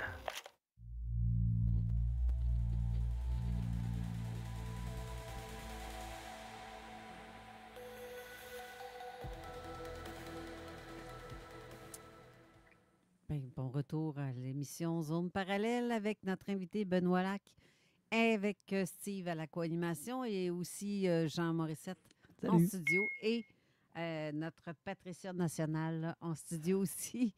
Nationale ou internationale, c'est une Française. C'est une importée. Donc, On l'adore. question du public, en fait, pour toi, Benoît, c'est que est-ce que le lien entre. Tu sais, comme t'as fait. T'as parlé du 24 juin à quelques reprises dans cette série-là. Le jeune s'est fait enlever le 24 juin? Si je ne me trompe pas. En tout cas, le camping. Non, c'est Robert qui a été enlevé le 24 juin. Oui, à tous les 10 ans. Oui, exact. Mais je pensais que le jeune aussi, c'était le 24 juin. Je n'étais pas sûre, mais en tout cas, ça sonnait comme ça parce que c'est l'été. Puis qui jouait du Boom des Jardins, mais non. OK. Ça laisse sous-entendre que peut-être c'est dans le temps de. Mais assurément, c'est tout en lien avec la société distincte, les parallèles que je vous parlais plus tôt, puis qu'il va se passer quelque chose de gros à la Saint-Jean en lien avec le récit. C'est ça, justement, parce qu'à un moment donné, tu as fait une scène où ce qu'on voit le gars qui a été enlevé à tous les 10 ans qui dit, qui se met à faire des simagrées avec ses mains, je me souviens pas les gestuels qu'il y avait, là. Mais sauf que en même temps, parce que tu as laissé place aussi un peu à ceux qui donnaient le spectacle là, dans les drag queens. Ils faisaient en même temps. Les mêmes gestes. Comment ça? Ouais, c'est quoi cette affaire-là? Ben, c'est ça. Là, si je vous le dis, je vais spoiler des affaires, puis je suis pas sûr que c'est le temps, mais on pourrait dire que c'est une forme de code. Et un pré-code à quelque chose de plus gros qui s'en vient. C'est-tu quelque chose qui est subliminal, genre? Ben oui, parce qu'à ce stade-là, on est à l'épisode 4, fait c'est toujours le doute, tu sais. C'est comme si j'en donne un peu, j'en enlève. Ça s'est sûrement passé. C'est-tu un addon? C'est là-dedans qu'on navigue, tu sais, constamment, le doute. Puis ce qui représente aussi un peu la foi globale, des fois on l'a, des fois on la perd. Même avec les extraterrestres, peut-être que des fois vous y croyez, peut-être des fois moins, des fois vous n'êtes pas sûr. Tu sais, c'est quelque chose qui, le doute, c'est tout à fait sain que ça nous habite, mais ça fait partie de l'écriture dans le récit. Fait que cette affaire-là, on va le revoir dans la saison 2 beaucoup plus clairement en flashback et mieux comprendre la signification de ça. Mais c'était pas là juste pour le fun, mettons. OK. Donc, il y a une raison à ça. Mais... Absolument. C'est ça qui est excitant, intriguant et excitant à la fois, mais est-ce que tu as eu des critiques négatives venant de ton entourage? Autant que, tantôt, tu as parlé pour les acteurs qui auraient peut-être dit « Dans quoi t'es embarqué là, mon gars? Là, si t'as fait, mon Dieu, non.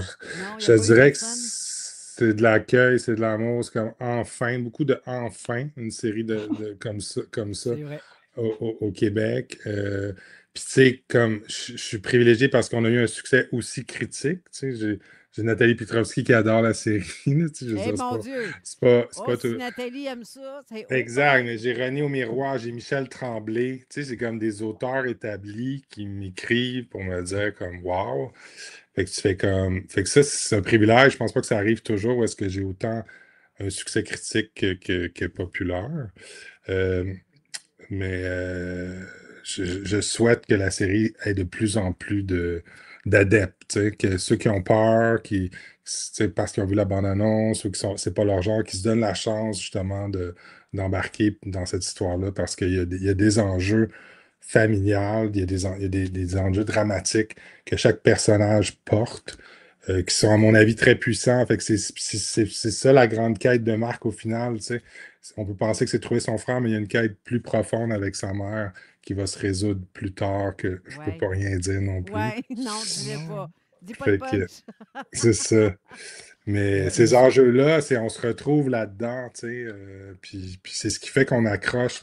Moi, quand je consomme la science-fiction, j'adhère moins quand la forme prend le dessus sur le fond. J'ai vraiment besoin d'une histoire solide. Puis qu'on se sert de la science-fiction pour pousser le sujet ou pour pousser la dramatique ou le thriller. Mais quand il y a trop d'effets, je décroche.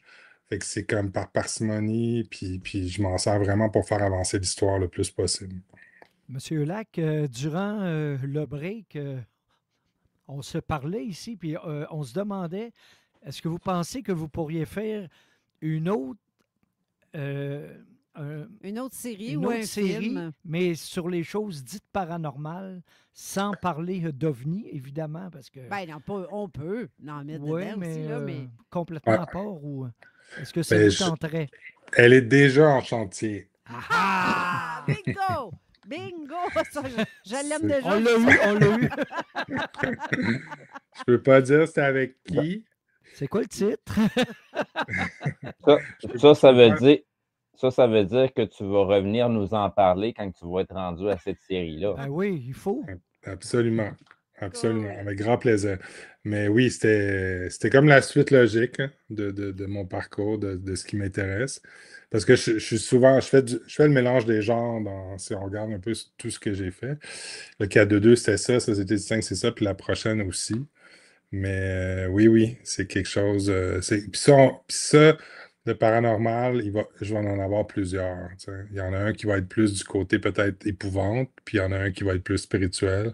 Mais assurément, comme je disais, la spiritualité, c'est quelque chose de très important dans ma vie. Fait que ça m'inspire dans le quotidien puis dans mon écriture. Est-ce que vous pensez faire un lien avec Société distincte ou pas pantoute? Je pense pas. Pour moi, c'est comme... c'est vraiment des bébés, là. C'est comme un projet, je l'ai mis à terme, puis sa vie, puis c'est indépendant. Puis souvent, justement, je sens pas le besoin. Tu sais, quand je vais avoir fini ça, je pense pas sentir le besoin de faire un autre truc sur les extraterrestres, en tout cas pas pour le moment. Tu sais, des fois, c'est des choses que tu as besoin d'exprimer, qui là, sont là, puis après ça, il faut que tu passes à autre chose, justement. Mais peut-être je reviendrai plus tard, je sais pas. Mais en ce moment, je sens que Société distincte, c'est ma grosse série sur les extraterrestres. Puis c'est québécois aussi. L'autre série, ça va se passer au Québec aussi? Absolument. Ou ailleurs? OK, parfait. C'est série ou film? Merci. Série. OK. Mais il est déjà écrit, mais est-ce qu'il est commencé au tournage? Non, c'est ça. On est en développement avec un diffuseur. OK. Ce qui veut dire qu'on est rendu à 3 épisodes. C'est une série de 8 épisodes. Fait que c'est toujours un processus. Normalement, c'est toujours un développement de 2 ans, une série, avant d'avoir un go en production. Mais ça se passe bien. Mais dans le fond, parce que les comédiens qui sont déjà choisis pour cette série-là, c'est pas fini le tournage, donc... Puis tu as déjà 3 de tournée? Non, d'écrit. C'est très. D'écrit. Quand je dis en développement, c'est de l'écriture. Ça veut dire qu'il n'y a pas de comédien, on n'est pas du tout à cette étape-là. Il faut écrire l'histoire au complet avant de partir en production. Quand on tombe en production et on réalise, là, les acteurs sont choisis. Mais on n'est pas à cette étape-là. On est vraiment à l'étape de l'écriture. OK. Vous cherchez-vous comme des figurants? Je sais pas, je pose la question comme ça. Oui, peut-être. C'est sûr que c'est le fun d'avoir des... On a déjà fait de la figuration, justement, dans le cinéma. Fait que on sait dans quoi que c'est long en tabarouette. Mais oui, mon Dieu. Oui, il faut être patient. Oui. Faut que tu partes de bonne heure le matin pour passer juste en fin d'après-midi, 5 minutes, puis merci, bye, à la prochaine. Et il est parti. Là, ton chèque, merci, va-t'en. C'est long des fois, c'est long. Moi, il payait le lunch, là, toujours. Non, mais tu t'es payé quand même. Là. Je pense que tu es payé à l'heure pour faire la figuration. Puis, faut être patient. Hein. Peut-être qu'aujourd'hui aussi, les gens peuvent faire du télétravail ou travailler entre les pauses, je sais pas. C'est peut-être plus facile qu'avant, mais oui, c'est long. Le cinéma, c'est long. Fait que là, la figuration, c'est encore plus long, je dirais. Si tu as besoin d'une scène tournée dans une radio, moi, je serais partante. Ah, c'est bon. L'enjeu, c'est toujours les déplacements. Vous devez le savoir, mais c'est ça. Tu sais, comme toutes les boîtes de production à Montréal, on doit tourner dans un périmètre d'environ 30 km, je pense. Parce qu'après ça, il faut payer les frais de déplacement. Ça veut dire qu'avec les budgets qui rétrécissent, ben, on est comme pogné à essayer de faire, mettons, si je voulais faire la Gaspésie, il faut que je le fasse à Saint-Constant. Ou, on sort de Laval pour faire Repentigny parce que j'ai pas assez, je peux pas me rendre à Repentigny. Fait que c'est malheureusement les enjeux de production. Oui. On peut simuler. Hein, on peut rêver. Radio. On est bon là-dedans. Dans le fond d'une pièce, là, tu mets un micro, puis go, une fausse console, puis go. Mais non, c'est tout organisé que le gars des vues. Non, mais c'est vraiment intéressant. Mais justement, il y a le genre de est-ce que cette série-là, est-ce que tu as consulté d'ailleurs tes amis qui sont médiums ou qui ont des capacités? Est-ce que ça a un lien avec ça? Moi, là, quand je me mets à écrire, là, c'est rare si j'ai des trucs de docteur ou là, je vais rencontrer des spécialistes ou des enquêteurs pour m'assurer que ça soit fait selon les règles. Mais une fois que je suis parti, j'essaie d'avoir le plus d'outils avant, autant dans l'inspiration que dans mon vécu. Puis après ça, moi, c'est quasiment de l'écriture automatique, là. C'est tous les matins à 5 heures du matin, petite chandelle, puis ça part. C'est très instinctif comme écriture. Je suis pas. Je me souviens d'être dans une entrevue, puis on me disait, hey, il doit y avoir plein de post-it dans ta chambre, comme on peut voir avec les auteurs, des fois. Ils sont 4 auteurs à écrire une série. Moi, c'est tout là. Puis c'est structuré dans ma tête, puis ça avance naturellement, fluidement. Fait que je suis comme, ouais. J'aimerais tellement ça être capable de lire dans ta tête, là, pour voir, parce que tu veux pas rien dire de plus. Je veux tout savoir. C'est la série paranormale qui vous intéresse, c'est ça? Ben, pour la suite, oui. Ouais. Mais non, c'est tellement confidentiel. Tous les projets en développement, c'est toujours très confidentiel parce qu'il y a une compétition assez féroce avec les diffuseurs au Québec. Mais je vous dirais, pour en avoir entendu parler, vous allez en avoir d'autres qui s'en viennent. Je sais qu'à Radio-Canada sont en développement sur une série aussi de paranormal. Puis je crois que Crave aussi. Donc, vous allez être gâtés, je dirais, dans les 2 prochaines années. Ben, je trouve ça le fun que, justement, les télédiffuseurs laissent passer ça, puis embarquent. S'ils savaient, oui, on a de l'air d'une gang de complotistes imbéciles qui je sais pas, ben, c'est juste que, dans le fond, il faut que peut-être que les gens voient autre chose que leur propre nombril, puis qu'ils enlèvent le manche à balai coincé dans le... Fait que, parce qu'il y a autre chose dans la vie que juste... Ah, mais c'est inquiétant parce qu'ils ont tellement peur. Les codes d'écoute, c'est tellement important. Oui. Les budgets qui baissent. Mais en même temps, les gens les aiment, les séries de genre. Oui. C'est comme ça que je t'aime. Ça a été quand même un beau succès. Il y a d'autres séries comme ça. Mais là, je pense qu'il y a une ouverture plus grande parce que c'est payant aussi pour un diffuseur, la longévité d'un projet quand il y a justement, s'ils sont impliqués comme producteurs ou coproducteurs, puis qu'il y a du rayonnement à l'international ou c'est diffusé dans d'autres pays, ben, ils peuvent rentrer dans leur argent éventuellement. Puis le genre, ben, c'est ce qui voyage le mieux en termes de séries, tu sais. Ça va par vague aussi, hein? En n'importe quoi. À un moment donné, oups, ça parle juste de science-fiction. À un moment donné, oups, ça arrête, ça part sur une autre affaire. Puis après ça part sur une autre affaire. Oui, dans les extraterrestres, l'année avant que ça sorte, il me semble, j'ai envoyé dans la publicité, il y a une web série à Crave qui est sortie parmi nous, qui est sur les extraterrestres, je ne l'ai pas vue. Mais je ne l'ai pas vu non plus. Tu voyais qu'il y a comme... Les idées sont dans l'air, il faut les capter au bon moment puis les produire au moment. C'est toujours un stress. C'est exactement ça. Ouais. Oui. Il n'y a pas juste la question d'idées. Il faut être capable aussi de le traduire plus fidèlement avec la réalité. Parce que c'est, comme je disais tout à l'heure, c'est un peu ça que les gens recherchent aujourd'hui. On entend parler de beaucoup de choses. On se renseigne par soi-même. Puis quand on arrive avec des séries, ben, des fois, ou des films, comme tu disais, des fois, trop d'effets spéciaux, on finit par décrocher parce que on dirait que l'histoire tourne autour des effets spéciaux et non pas d'un vrai texte ou de quelque chose de plus concis. Fait que, tu sais, il y en a beaucoup, il y en a en pleurs, mais c'est pas toujours de bon goût. Tu sais, tu parlais tout à l'heure de Netflix, là, j'en ai vu passer plein de séries, puis sont pas toutes intéressantes parce que ça, tu sais, les séries qui ont plus pogné, les 100, il y a présentement la série Silo, sinon Stranger Things, ça c'est c'est pas pire, ça aussi, j'avoue. Ben, il y a la 5e saison qui s'en vient. Sinon, il y a des trucs qui sont plus tirés de jeux comme la série Fallout, que c'est une idée qui était exploitée dans les jeux d'ordinateur à l'époque, puis que là, c'est rendu en série à la télé. Fait que, tu sais, la série Fallout exploite vraiment un côté gouvernemental et de technologie, de manigance et de trucs qui sont cachés encore plus, là.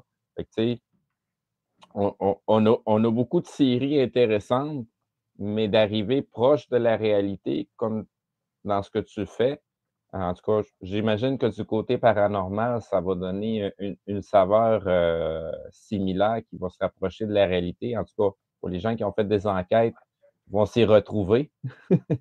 Mais Ouais. tu sais, avec tout ce qu'on a, tu sais, d'être proche de la réalité, c'est pas dû à tout le monde. C'est pas tout le monde qui a ce talent-là ou cette vision-là pour aller chercher vraiment le petit quelque chose qui fait que les gens se sentent encore plus concernés. Surtout avec ces sujets-là, là.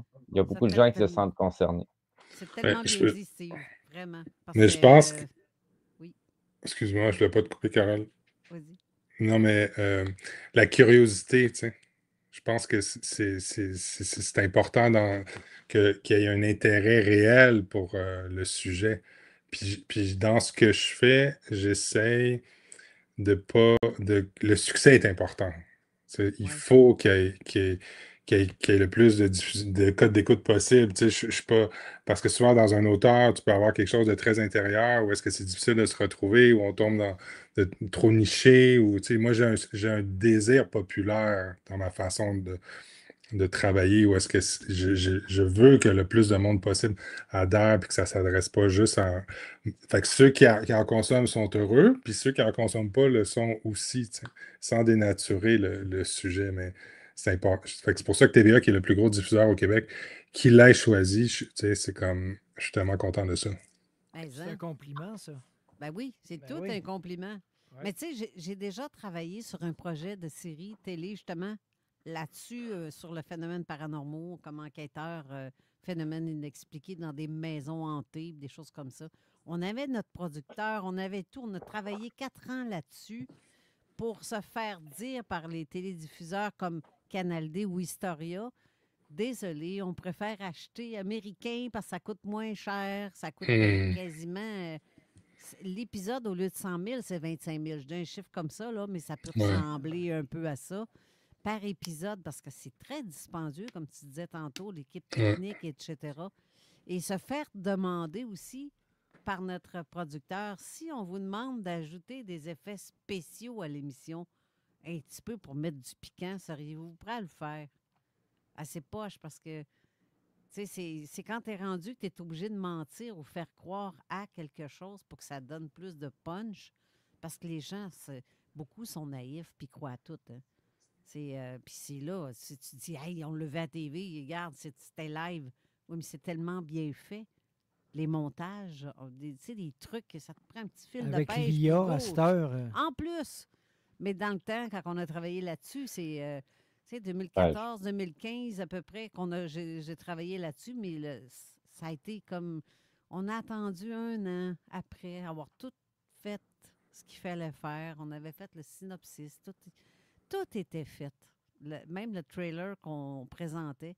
Puis c'est je nommerai pas le nom du producteur parce que il est déjà connu à Montréal, puis il y a déjà sa place un peu dans plein d'endroits comme Radio-Canada ou non, TV5 ou des choses comme ça. Hein? Oui, c'est frustrant. C'est frustrant. Parce que c'est ça. Oui, Ouais. c'est frustrant. Mais en tout cas, je ne sais pas si le genre de truc... étant donné que toi, c'est une série, c'est une vraie série imaginaire, mettons... c'est vraiment c'est pas du réel que tu présentes en tant que tel, mais ça peut représenter en réalité. Ben, j'en ai une autre aussi que j'ai explorée, mais où est-ce qu'on est plus dans de la docu-réalité? Je vous dirais que les diffuseurs ont peur. Puis je pense que, par exemple, l'émission de Chantal Lacroix, qui, je pense, est encore dans l'imaginaire collectif de l'histoire de la table, là. Oui, ça, moi, qu'on t'avait fait là-dessus. Mais n'empêche que, vrai ou pas vrai, le mal est fait, puis c'est ça. Oui, fait en que plein ça. d'oser refaire, ça prend du guts, ça prend quelqu'un qui a de l'intérêt. Puis c'est toujours l'histoire de créer de l'abonnement. Fait que, il n'est pas mort le projet, mais on a vu quand même. C'est pas aussi facile. Tu sais, ça prend des chaînes spécialisées, puis les chaînes spécialisées s'en vont. Ils ont moins d'argent. Fait que ça va c'est vrai. J'ai l'impression que ça va être le web, puis quasiment l'autofinancement, malheureusement, ou à travers des podcasts qu'on va retrouver le plus de contenu sur le sujet que dans une émission de télé, par exemple. Est-ce que Comme j'ai votre émission, j'imagine. Oui, justement, on a le podcast, on a tout. Bien en plus, on le diffuse sur le web après, en version vidéo, 2 semaines après, parce qu'on laisse la chance au téléchargement de podcast pour les codes d'écoute, parce que c'est une radio FM officielle. Donc, on ne veut pas nuire à la station en mettant tout de suite sur Internet direct. Là. Mhm. Mais j'ai une question de nos tasks. Est-ce que ta série va être disponible sur DVD? Ah, ça serait le fun. Mais pour l'instant, c'est pas prévu. Mais mon Dieu, ça serait le fun. J'aimerais ça. Est-ce Avoir qu'elle mon peut- DVD. Oui, hein? Et est-ce que ça pourrait aussi être disponible, mettons, sur Netflix? Est-ce que tu as déjà pensé à Netflix pour... Ben, Netflix nous a appelés tout de suite Ah! après que la série est sortie, ouais. Ah ouais? Parce qu'ils auraient voulu l'avoir. C'est ça qu'ils nous ont dit. Mais c'est ça, c'est un enjeu quand même. Souvent, c'est une fois que c'est fait, on veut l'avoir, mais quand c'est au début, on est plus chicken, on n'est pas sûr. Mais c'est plus compliqué avec ce genre de diffuseur-là. Tu sais, on a quand même une liberté. Là. Tu sais, j'ai énormément de liberté, même si ça a été un travail très conjoint avec TVA, mais tu sais, d'arriver à faire une série, on sent une série d'auteurs, tu sais, dans le résultat. Puis ça, c'est rare. Il y en a très peu au Québec où est-ce qu'on est auteur, réalisateur, même producteur. C'est ce qui fait c'est que tout se tient parce qu'il y a une vision d'ensemble de la même personne sur le projet. Fait que c'est quoi la question? J'ai-tu répondu à la question? Qu'est-ce OK. que tu voulais dire tantôt, Carole? Tu nous as dit, j'ai de quoi à dire pour Chantal Lacroix, je Ah, suppose? ben les tables, le gars de table. OK. Il y a eu... c'est bizarre, tu sais, moi, quand on m'invite à manger à quelque part, j'arrive pas avec ma table. Ça ressemble à la joke de... Non, c'est ça. C'est un peu Ça ça. ressemble, C'est ça ironique, ressemble là, au, mais au c'est... Ah sketch. non, c'est vrai. Ça ressemble au sketch de Jean-Marc Parent, ça, avec la table C'est aussi. exactement. Puis le garde-robe, puis le fantôme C'est- pogné dans le garde-robe, puis que c'est drôle, il est capable. Faut sacrer un fantôme dans le garde-robe. Christian, à quoi qu'il est fait ton estifi de fond de mur de garde-robe pour qu'un fantôme rentre là puis qu'il est pogné là? Ça a l'air que ça passe à travers les murs. Pourquoi que ça passe pas à travers un garde-robe? Tu sais, ça aussi, Mais c'est ironique, là, mais... Mais dans la popularité tu sais, comme un show que j'aime beaucoup, qui est plus là, mais j'ai toutes les saisons chez nous, c'est Teresa Caputo, là, le médium Long Island, qui a vraiment démocratisé, pour moi, le paranormal, les esprits, où est-ce qu'elle parle en temps réel avec les gens défunts. Je sais pas si vous avez déjà écouté cette émission-là. Euh, Fait que c'est beaucoup plus de ça, on dirait que le public est friand. Le reste, ça devient très spécialisé ou niché dans l'intérêt. Mais je crois qu'il y a une ouverture pour ce genre-là. Puis on le voit, là, il y a Carole Morin, je ne sais pas si vous l'avez vu sur les médias sociaux, qui prend de l'ampleur, pour moi, il y a le même niveau de don, qui serait vraiment intéressant si vous aimez le paranormal de l'inviter dans votre émission. Mais elle est très, très puissante, très, très forte. Texte-moi les dons dans mon Messenger, son nom. C'est coordonné au pire, parce que... Carole Morin. Ouais. Sinon, je voudrais mentionner c'est quoi la petite formule magique pour s'assurer qu'on aura 3 saisons dans Sociétés distinctes. Allez vous abonner à Illico. Oui, C'est pas compliqué. Allez vous abonner si vous voulez les 3 saisons. C'est Ou de même que ça attendez- marche. Ou attendez de le voir sur TVA. Non, mais Non, c'est non, vrai mais que ça... c'est juste le fait que les gens vont s'abonner que TVA va continuer à investir pour les 3 saisons. Fait que c'est pour ça que c'est ça la formule magique. Allez vous abonner à Illico. C'est pas plus compliqué Vous que ça. abonnez, vous regardez la série au complet, puis vous débranchez. Tu regardes tout ce qui t'intéresse, puis après ça, Hey, Non, mais mais, c'est ça, c'est qu'ils ont ces données-là par la suite. Ils sont capables de voir, tu te branches, qu'est-ce qu'ils regardent. Mais bon, je dis ça comme ça, mais oui, assurément, ça pèse dans la balance du choix final pour la suite des saisons. Merci beaucoup, Benoît Lac, d'avoir été à notre émission parce que c'est ici qu'elle se termine, parce que l'émission de la Zone Insolite commence dans à peu près 2 minutes. Et c'est justement à Pas Paranormal qui va être c'est leur émission aujourd'hui dans la Zone Insolite. Et ben garde, c'est sûr que j'aimerais ça qu'on se revoie puis qu'on te réinvite quand tout va être prêt pour ta prochaine série. Puis pour la suite, s'il y a des choses que tu veux annoncer, tu es toujours le bienvenu. dans notre émission de Zone Parallèle. Merci beaucoup de l'invitation. Très content d'avoir été avec vous aujourd'hui. Ben, très content Merci à toi de ta présence. aussi. Merci Steve aussi pour la co-animation. Merci Jean Salut. Morissette d'avoir été là et Patricia qui on voit en coin qui ne peut pas parler fort. Ben, merci d'avoir été là. Puis restez là pour une autre bonne émission qui s'en vient à l'instant. Et sinon, Zone Parallèle, on se retrouve la semaine prochaine. Alors que merci. Bye tout le monde. Salut tout le monde. Bye bye, merci. Merci.